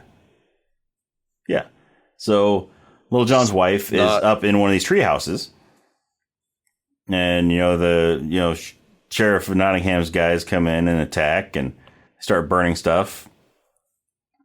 And the people are fighting back, but the things are burning in the forest, and people are separated, and you have one of Little John and his wife and the infant, and so the bridge that Robin's on between the two platforms was destroyed. It was knocked down, so there's no bridge. And so Little John is standing on one platform, and his wife and the baby are across at the little treehouse, and Robin is on another platform. So, and there's fire, stuff's burning down. So they need to do something. And Little John can't get to his wife. So Robin sees a rope.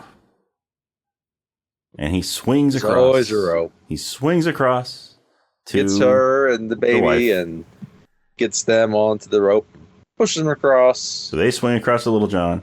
He gets them, ties a branch onto the rope to give it a little bit of weight so he could throw it back to Robin. And Robin gets the rope, starts swinging across. Shot down by an arrow. And the rope is on fire. Yeah, the rope is on fire. So while he's swinging, the fire burns through the rope. And he gets about halfway across the gap, the fissure. And the rope snaps and he falls. Yep. Presumably to his death. Because, we kind of get back into the sheriff, and now they have a bunch of the captured men for the forest, right? And one of them includes Little John's older son, the one that climbed up the tree. Yep. And Will Scarlet is one of them. They're gonna execute all of them. Yeah, so they hang them. So they're gonna hang a kid. They're gonna hang a kid like Ed Harris. Yes. Or at least Ed Harris's Nazi character.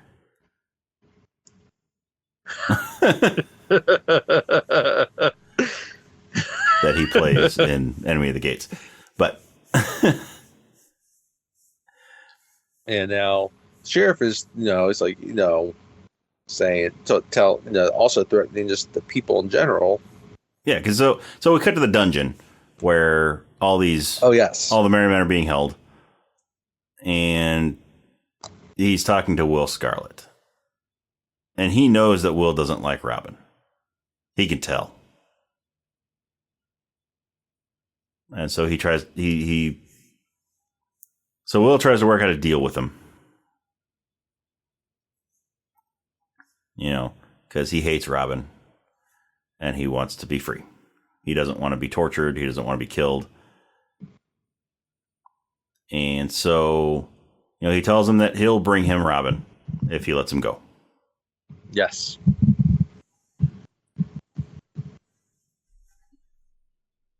And so, the sheriff agrees, but first he's got to give him a few lashes to make it convincing. So they whip him a little bit and then send him on his way. And he goes back to their hideout. Meanwhile, Robin has been, he survived because he's Kevin Costner. And so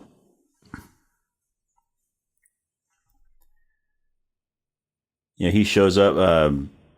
So Little John is there, and he and Robin are talking, and then Will shows up.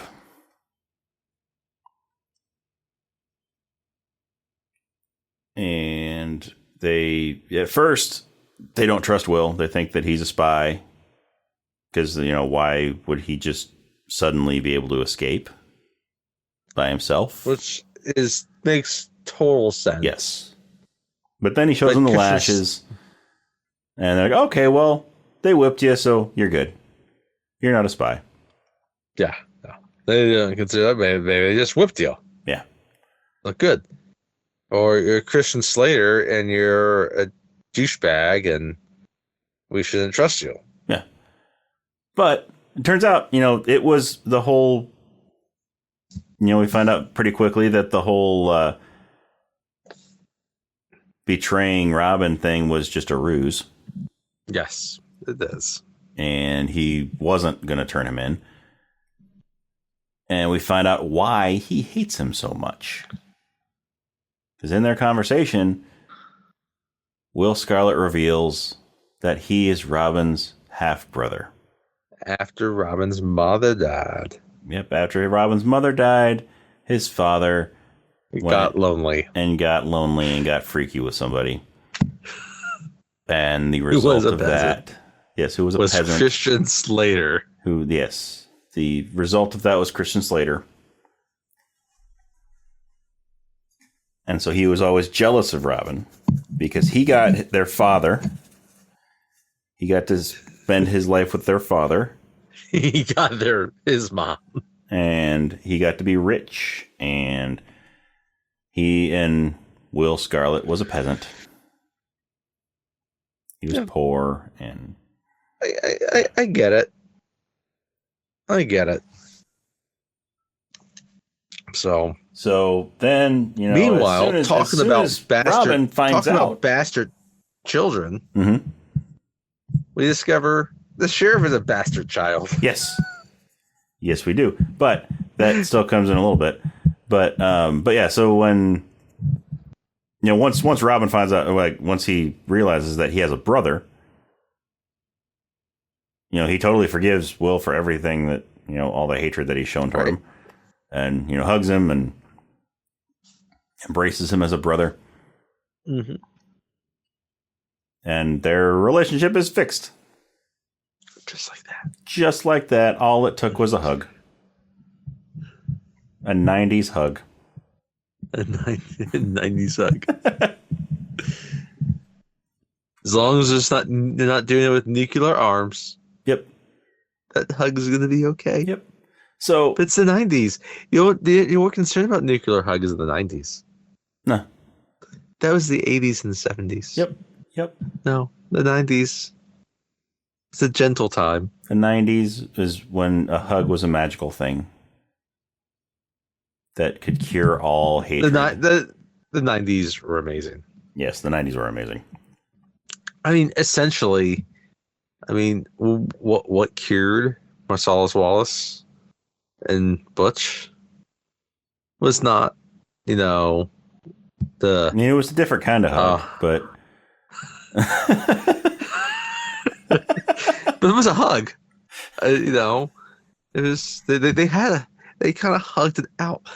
One killed by katana, the other killed by shooting nuts off with a shotgun. Yeah. And then there was kind of a hug. A little bit. There was there, and then it was done. Yeah. They shared the hug and violence. Yes. Yes. It was a violent hug. But anyway, back to Robin Hood once again. And Christian Slater and Kevin Costner. Christian Slater should be in a Tarantino. Yes, movie. He should. He should be. He would be great in a Tarantino. That would revive him like John Travolta. He would be great in a Tarantino movie. Anyhow. But so they're gonna have. But he, says like, they're gonna, they're gonna hang him, and he just kind of gives him the lowdown. Yeah. So they devise a plan. They're gonna with the help of Friar Tuck, who is gonna go in under the guise of delivering beer for the festivities. And Morgan Freeman as a leper. Yeah. They like disguising themselves as lepers in this movie. Anyway. Yeah, so they devised a plan. They go in there and they fill barrels with gunpowder. Yeah. And And those barrels are disguised as the beer kegs. Where did all the gunpowder come from? I don't know. Okay. I don't know. They never say. They never say where all this gunpowder came from. Azim seems to travel light. Mm-hmm. Well, no, Azim made it. Azim made the gunpowder. With what? With materials that he had laying around.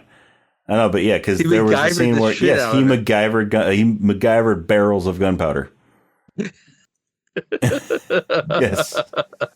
He MacGyvered barrels of gunpowder. Like, I'm sorry. I love Morgan Freeman. Because apparently Azim had been to China. I'm sorry. I love Morgan Freeman. I don't believe he can MacGyver barrels of gunpowder. Morgan Freeman might not be able to, but Azim can. Okay. I don't know. Sorry. Michael Gross. Yes, he could do it. He could do it. Maybe Azim had Michael Gross's help. If you want to know what we're talking about, go back and watch our episode on Tremors. Yeah.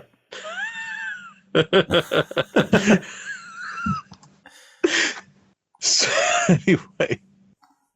So, yeah. They got barrels of gunpowder. They're going to be delivered Trojan horse-esque. Yes. By Friar Tuck. So, plus, we know that this is also going to coincide with the sheriff's wedding to Marion. Yes.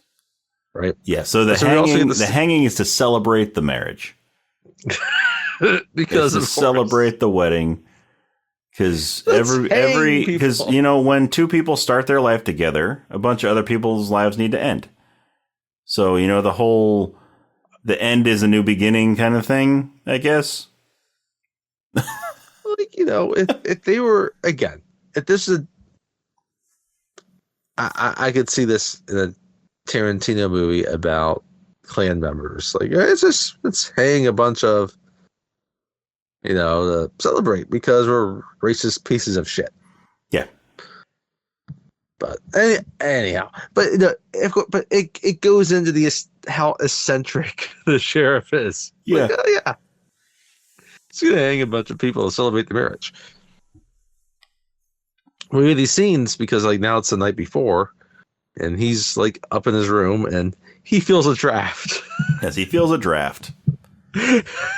And he's looking to see where this draft is coming from and he sees a hole in the wall. A quarter-sized hole in the wall that wasn't covered by anything. It wasn't blocked by, a potted plant or anything. It's not behind a ficus. There's no tapestry dangling down over it.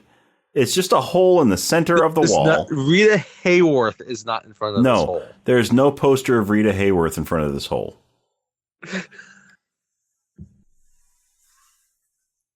It's just a hole in the center of the wall. It's not even in a corner. It's just in the middle of the wall. Right. Yeah, the corner would actually be the perfect spot for it because that'd be an easy one to just kind of overlook. Yeah. And it's not even it's just a hole in the wall. It's a hole, but it's like a gilded hole. There's lining around this hole. It's a decorative piece of the wall.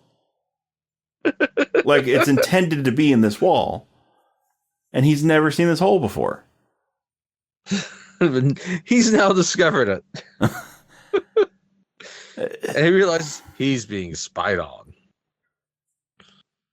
So he runs around to the other side of that wall. And he finds Mortiana. They argue. And he attacks her. And she's like, "You're spying on me. This is how you do all your thing. This is how you tell fortunes. You go and you get in. You secretly steal information, then try to pass it back to me. Make it look like you know what you're doing."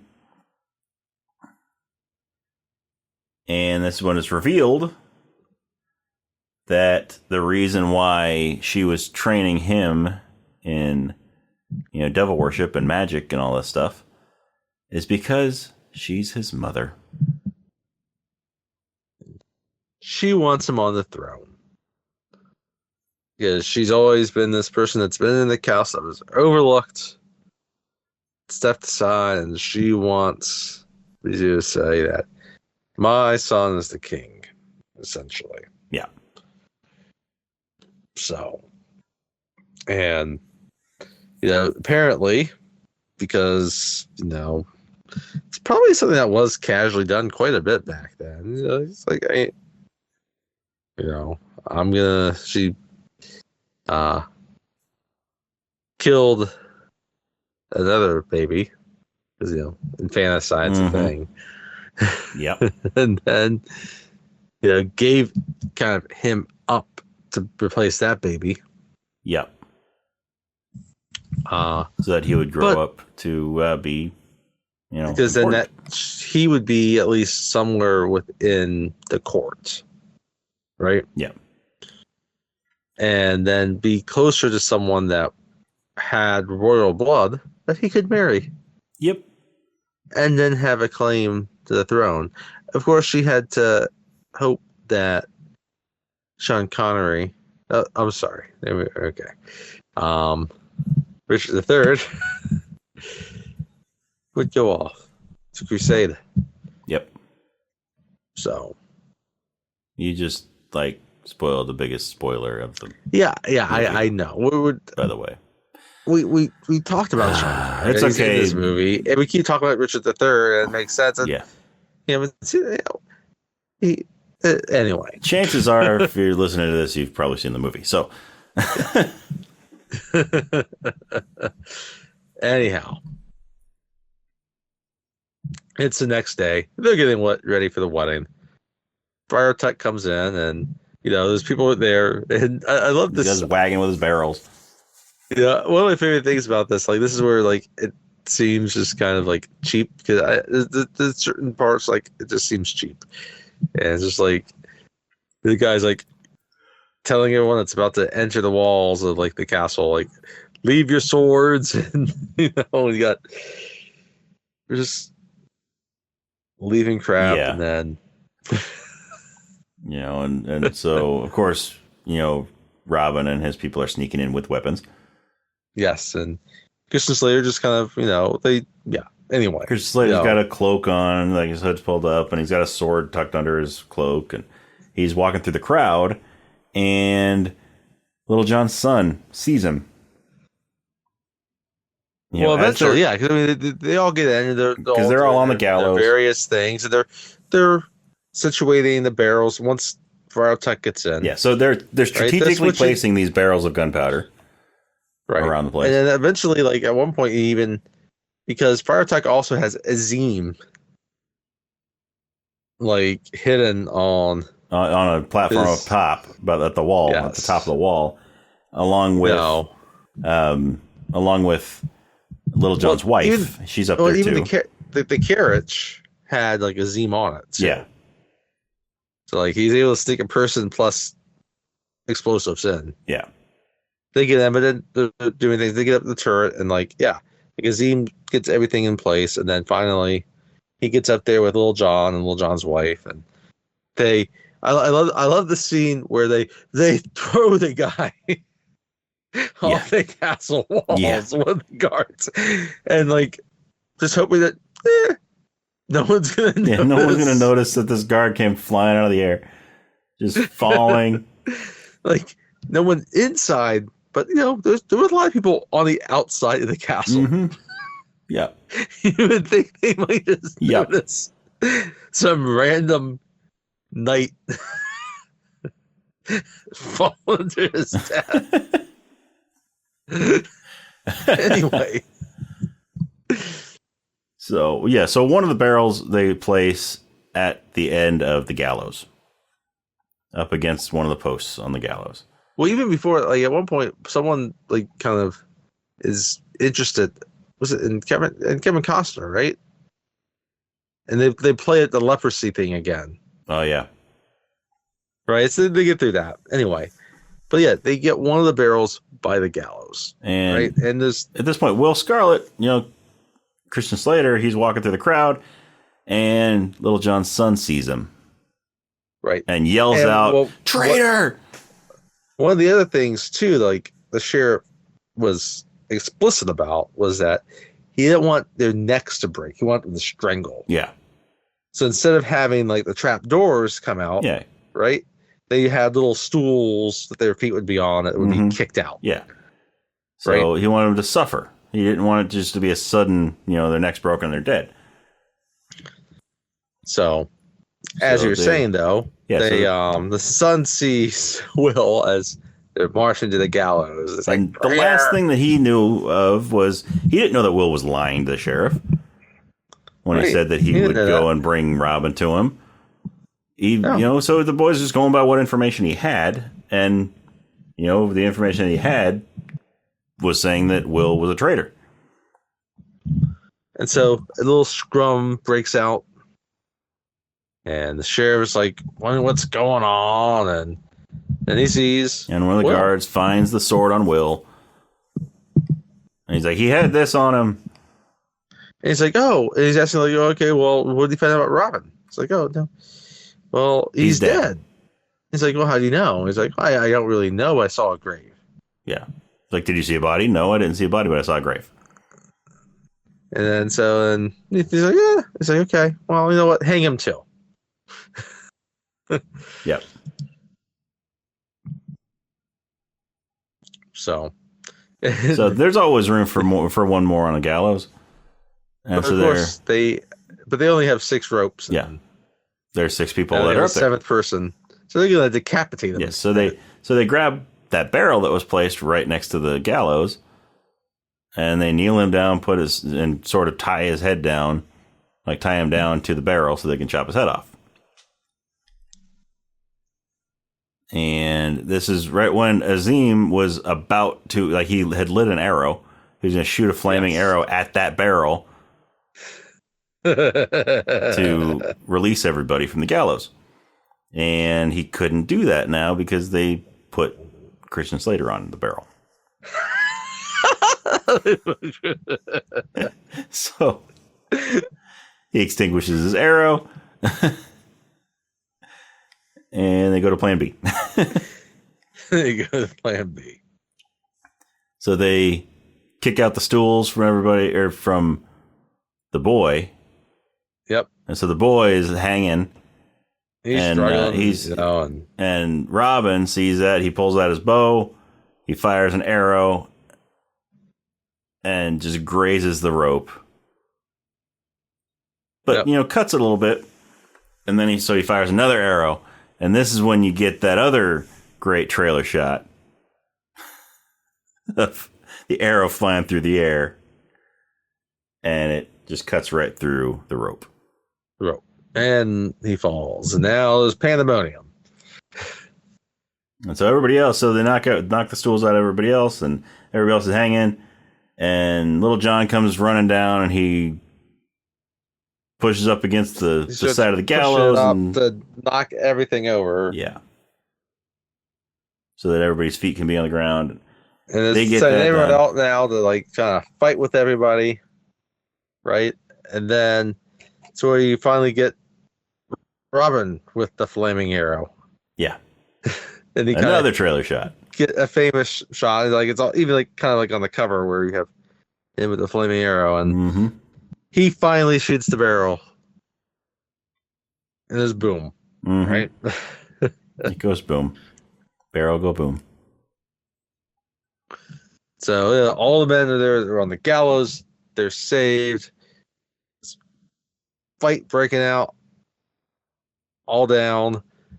Right? And you see the sheriff and Marion, they start fleeing from the main area of the castle. To go over to the sheriff's area of the castle. And then you get the chapel to get the bishop to marry them, and then to consummate the marriage. Yeah. Right? So so they're within the castle walls. The sheriff and Marion are. But there's another wall separating where they are. There's another wall. Finally, and there's a catapult. Yes, there's a catapult outside of that wall. And so Robin and Azim get onto it, and Will launches them, and they go flying over the wall. And this is what, okay. By the way, this is where the movie gets insane. Yes. This is where it gets insane. And it starts it's crazy with Christian Slater's line after they go flying over the wall, when it has a close up on his face, and he says, "Fuck me, he cleared it." It's just all of a sudden, watches it, all of a sudden Christian Slater just drops the F-bomb. It's just okay.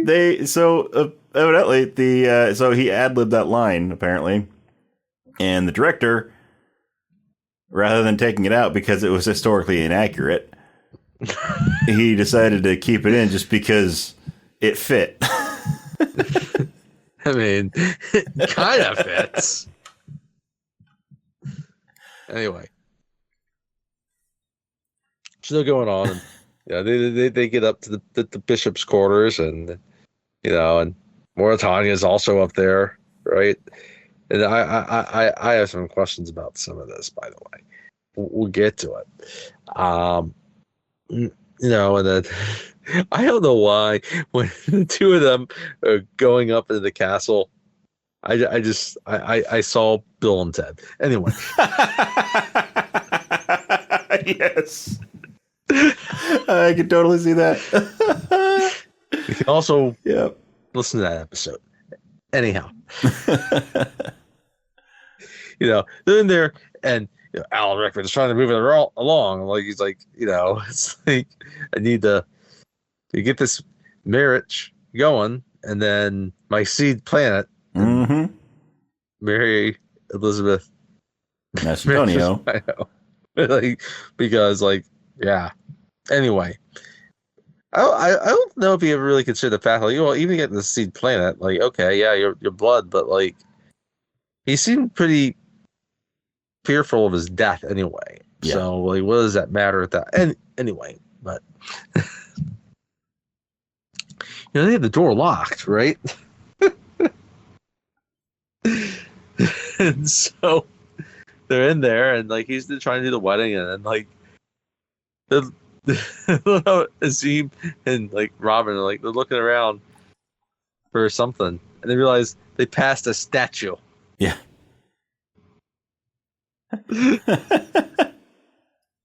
Which they try to use as a battering ram. Oh, which we neglected to discuss the statue earlier, the statue of the sheriff that somebody had drawn a scar on his cheek. A scar on his cheek. That's right. Yeah. And there's a point in the movie earlier where, he, I guess that's just a little bit when he cuts him on the chin. Says they're even. Anyway, so they're using the statue to try to break down the door. They can't. Right, so Ron has to go out looking for some other way to get in, right? Yeah.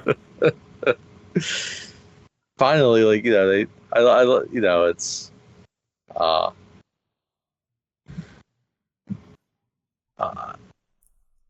he gets to the other side of the castle, but he's facing the room, and he's able to swing across. He breaks through as he's basically trying to rape Marion. Yeah. The bishop's just standing yeah, the wedding just in, and you're doing this here. What do you expect? Anyway, so the bishop's finally off, and he's off to his other spot by now, and begins this whole kind of sword fight between the sheriff and Robin Hood, and I just love that. It's really it stays with the bishop though. The bishop goes, he's collected all his money. Yeah. Right? And then Friar Tuck meets up with him. And he's like, "Oh, Bishop, what are you doing? What are you doing?" And Bishop's like, "I gotta get out of here. So help me pack." He's like, Or he's like, so you have to help me. He's like, no, I'm not gonna. You're a blasphemer. You turned your back on God. You're right. He's accusing him of all these things, right? And then like the bishop's like, well, surely you wouldn't do anything to a man of the cloth, right? It's like, you know what? Actually, yeah, I will. I'll help you pack. If you're gonna need a lot of gold for your journey, so here, take this bag, take this one, and he's moving him closer and closer to the window. And then he doesn't make it just so heavy, so the bishop just kind of falls backward. No. He actually, just the fenestration in this movie, he just tosses him out the window. So he falls with these bags of gold. And doesn't he? He says something when he pushes him out. He's got a one-liner. Yeah, so the bishop falls and dies. And meanwhile, there are people walking by and they see all this gold, scatter everywhere. And the bishop just like with his, splattered on the ground. Yeah. Because he does say something. He does say something as he shoves him out the window. I forget what it was. Yeah. I wish I could remember. Because he's humorous. Again, he's from Hughes Line. So he should be pretty humorous. But there's a scene like before it erupts. That's what it was. So he's giving the bishop all the gold. And then he takes one more smaller bag and he puts it on top. He said, and here's 30 pieces of silver so you can pay the devil on your way to hell, as he shoves him out the window. That's right, on your way to hell. It's hilarious. Out of nowhere, Friar Tuck just shows up there. Yep. And it just, you don't expect it. It happens. Anyway. Yep. So, meanwhile, all this is happening, like, Tanya and then Azim start fighting outside. Yeah, outside of the room. The chamber. Yeah. I love how he just because she pierces her. So first she stabs him with a spear, like in the leg, and he pulls it out of himself, and then she comes running at him, and he's just holding it there, and she runs right into it. She runs through it. She runs right into the spear, impales herself on it. she kind of laughs because she laughs a lot in this movie. And it's kind of that, and then you still have Robin and the sheriff, and they're fighting, and so the sheriff reveals that he has Lord Locksley's sword. That's right. He pulls out the sword. He's like, "You recognize this? I got it from your father." And so they're having a sword fight throughout the chamber.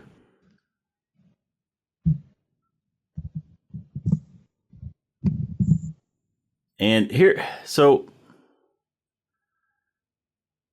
Robin's sword breaks, and he's sort of pinned up on like a window seat. We forgot something earlier that is helpful for this part. Yeah.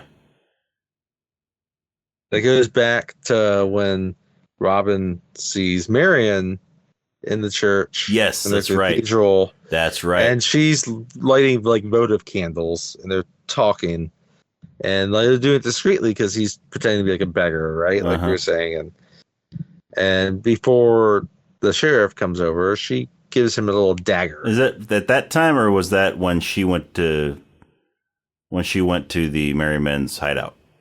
It might have been that. Yeah, I think it was one she went to the hideout because it was before she left. She's like, "Here, that's right. Take this.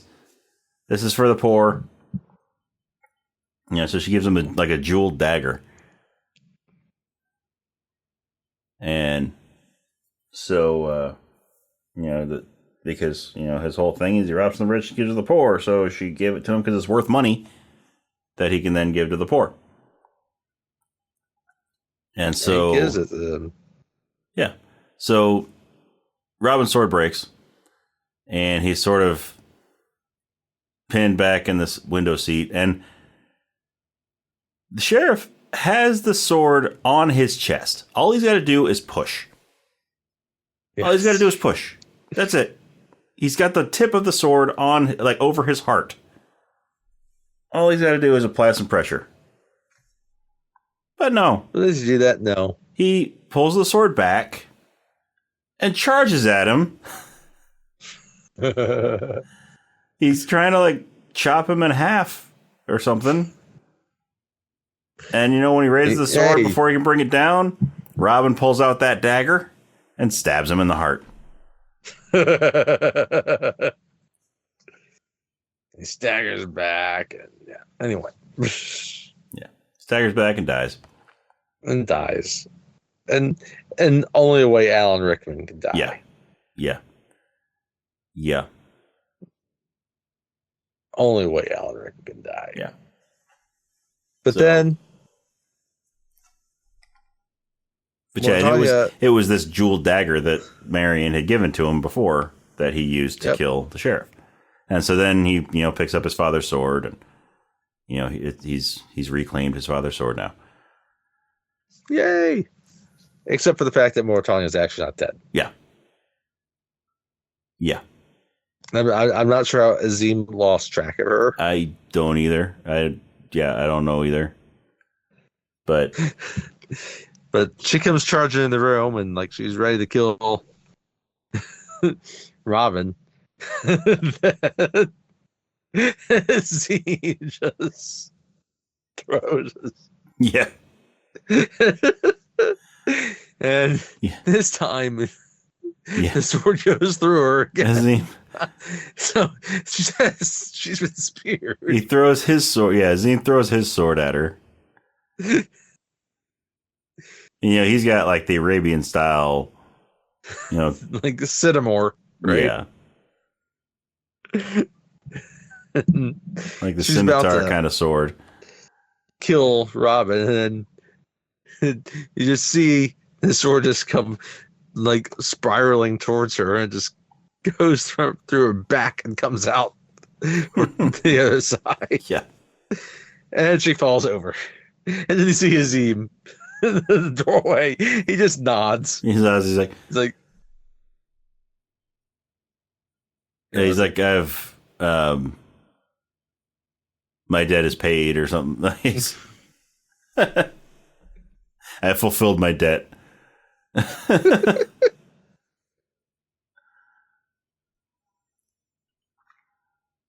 And so then we have a wedding. Another wedding. Yay, weddings. Everyone loves weddings. It's Robin and Marion. They're getting up there to be married. Friar Tuck is going to marry them.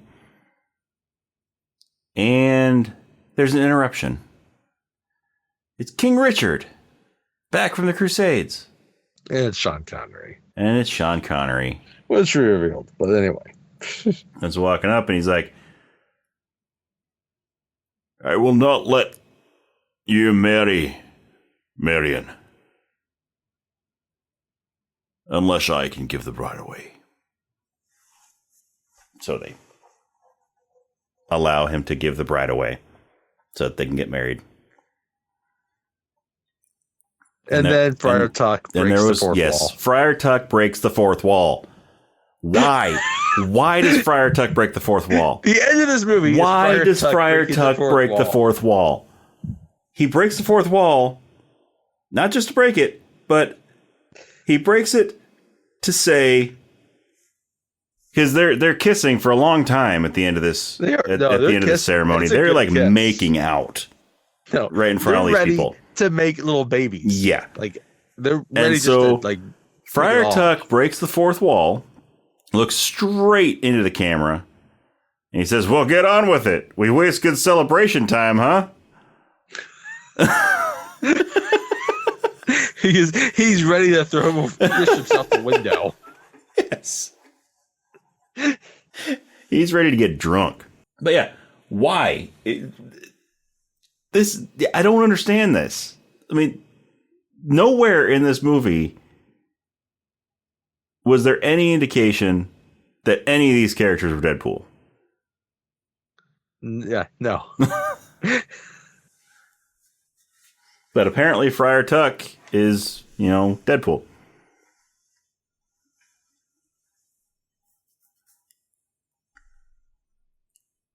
It's just so out of place. And anyway, they end the movie with it. They do. Like, it's the last line of the movie.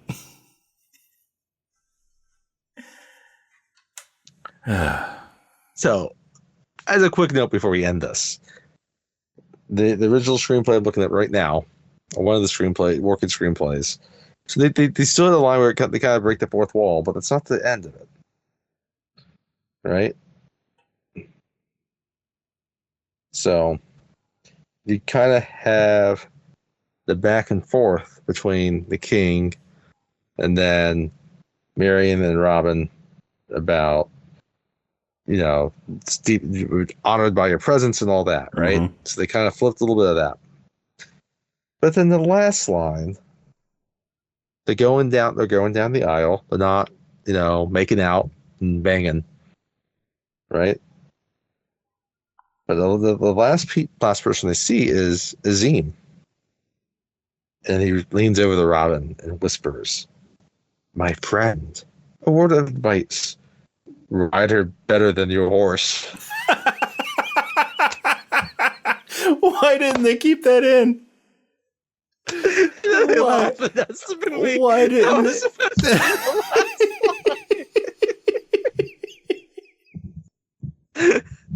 Why didn't they keep that in the movie?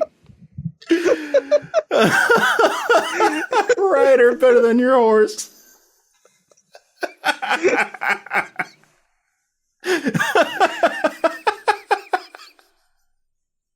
And then Bryan Adams would play.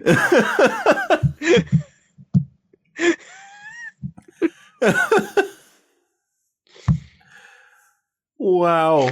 They could have at least, we watched the extended cut. They could have put that in that. They could have put it in there.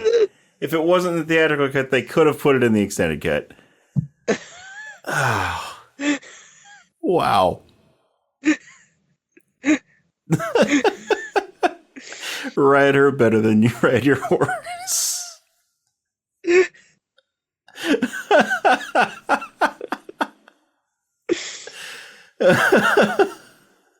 Morgan Freeman. You dirty little mind. Oh, wow. Wow. Well, anyway, that's Robin Hood Prince of Thieves. This movie's nuts. I don't know if he did justice enough. It's nuts. Yeah, it's worth watching just to see how nuts it is. No, yeah. I mean, it's an enjoyable movie. It's not a great movie. It's not great. We really didn't get it. Like we kind of talked about, really, a lot of the sets are bad. I'm sorry, they're bad. Yeah, they're high budget, but they're bad. Yeah, I mean, it's got some solid acting in it, but there's also some not so great acting in it, and even some of the drama within it. Not the drama, like the action pieces. Like most of the scenes where they attack the forest, the king's it's kind of done cheaply. Mm-hmm. I'm sorry, it's not that exciting. Yeah, I mean the Ewoks had a better forest battle. Yeah, but there are scenes where the Robin training them.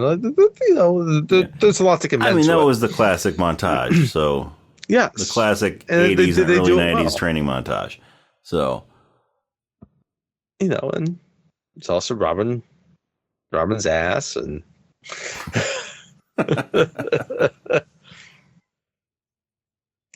And I'm sorry. I mean, yeah.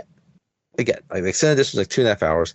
They fit a lot in. There's a lot in this movie that happens. Yes. Yeah. So, I mean, there's about 10, 11 minutes of extra footage in the extended cut than there is in the theatrical.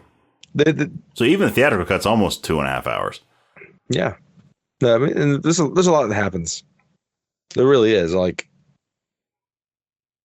It's not like they'd linger any long time with certain things, and if anything, just watch it for Alan Rickman. Mm-hmm.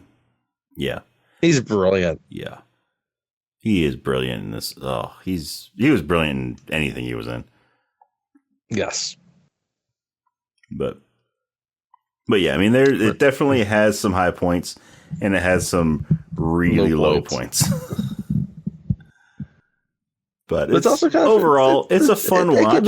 It can be fun. Yeah, overall, yes. It's a fun watch, don't go into it expecting, some epic, medieval,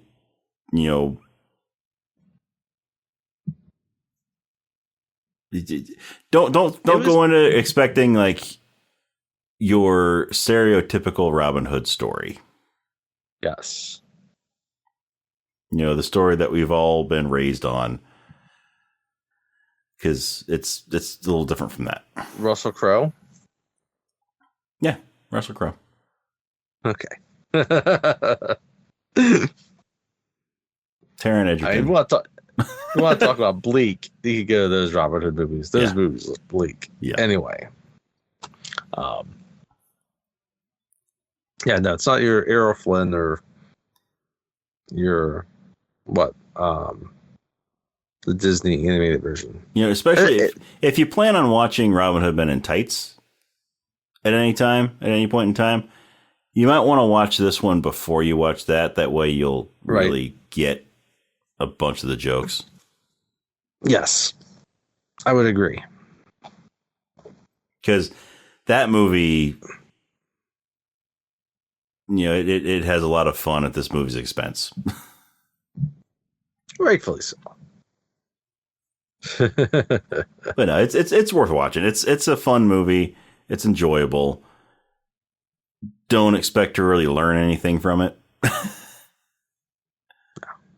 No. But as a piece of summer blockbuster, it's good. Yeah. So. Yeah. I'm glad I watched it. Me too. Yeah, Me too. It was great to revisit it after 30 years. But it was great to actually get into it. Yeah. So. It was great to revisit it after 30 years. I mean, watching it, like I started remembering all the scenes that I loved when I was a kid. Okay. Right? Yeah. Totally. And so it brought back a lot of memories. Brought back a lot of very fun memories. So that's Robin Hood Prince of Thieves. That's Robin Hood Prince of Thieves. So if you would like to follow us on social media, we are on Facebook and Instagram and Threads at Rob and Tony's Cinematic Adventure. The and is spelled out, A-N-D. It's not an ampersand like it is in the name of the podcast. We are also on X or Twitter. That is R&T Cinematic. We are on Letterboxd if you want to get on there and check out our reviews of movies. Some movies we've done on the podcast, some we haven't done, some we will do in the future, some we won't do. But that is Cine Adventure or Cine Adventure, C-I-N-E Adventure. And if you want to send us an email, let us know what you think about our podcast. Let us know what you thought of Robin Hood, Prince of Thieves. Did you like it? Did you not like it? What's your favorite version of Robin Hood? Do you like the Taron Egerton one? Seriously. Do you like the Russell Crowe one? Do you like Errol Flynn? Do you like Robin Hood Men in Tights? Do you like Kevin Costner? Yeah. Do you like the Disney, the animated one with the animals? Or do you prefer the brief cameo that he has in Shrek? Yeah. It can be any number. Let us know.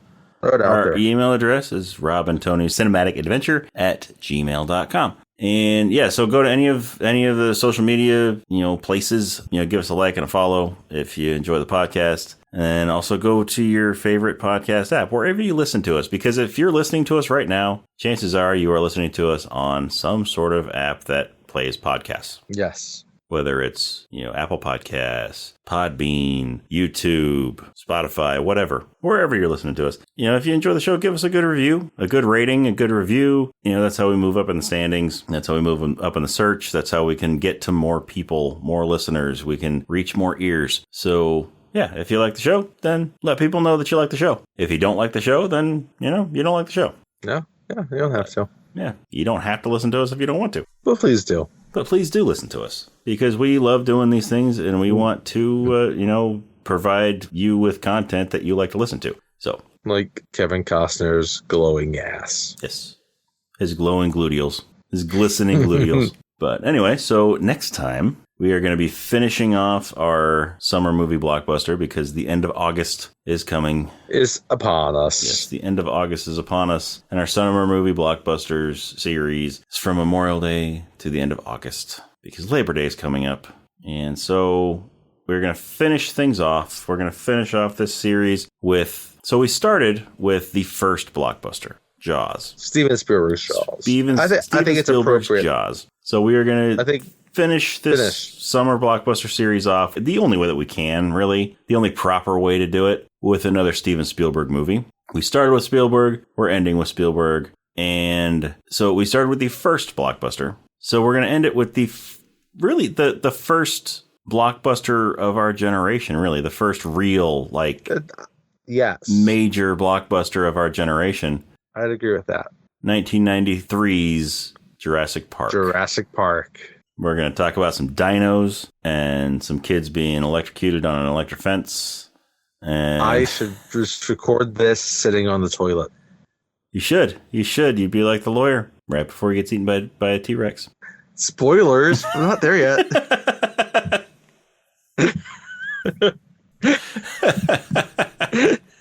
Touche. Just like Kevin Costner's glistening white touche.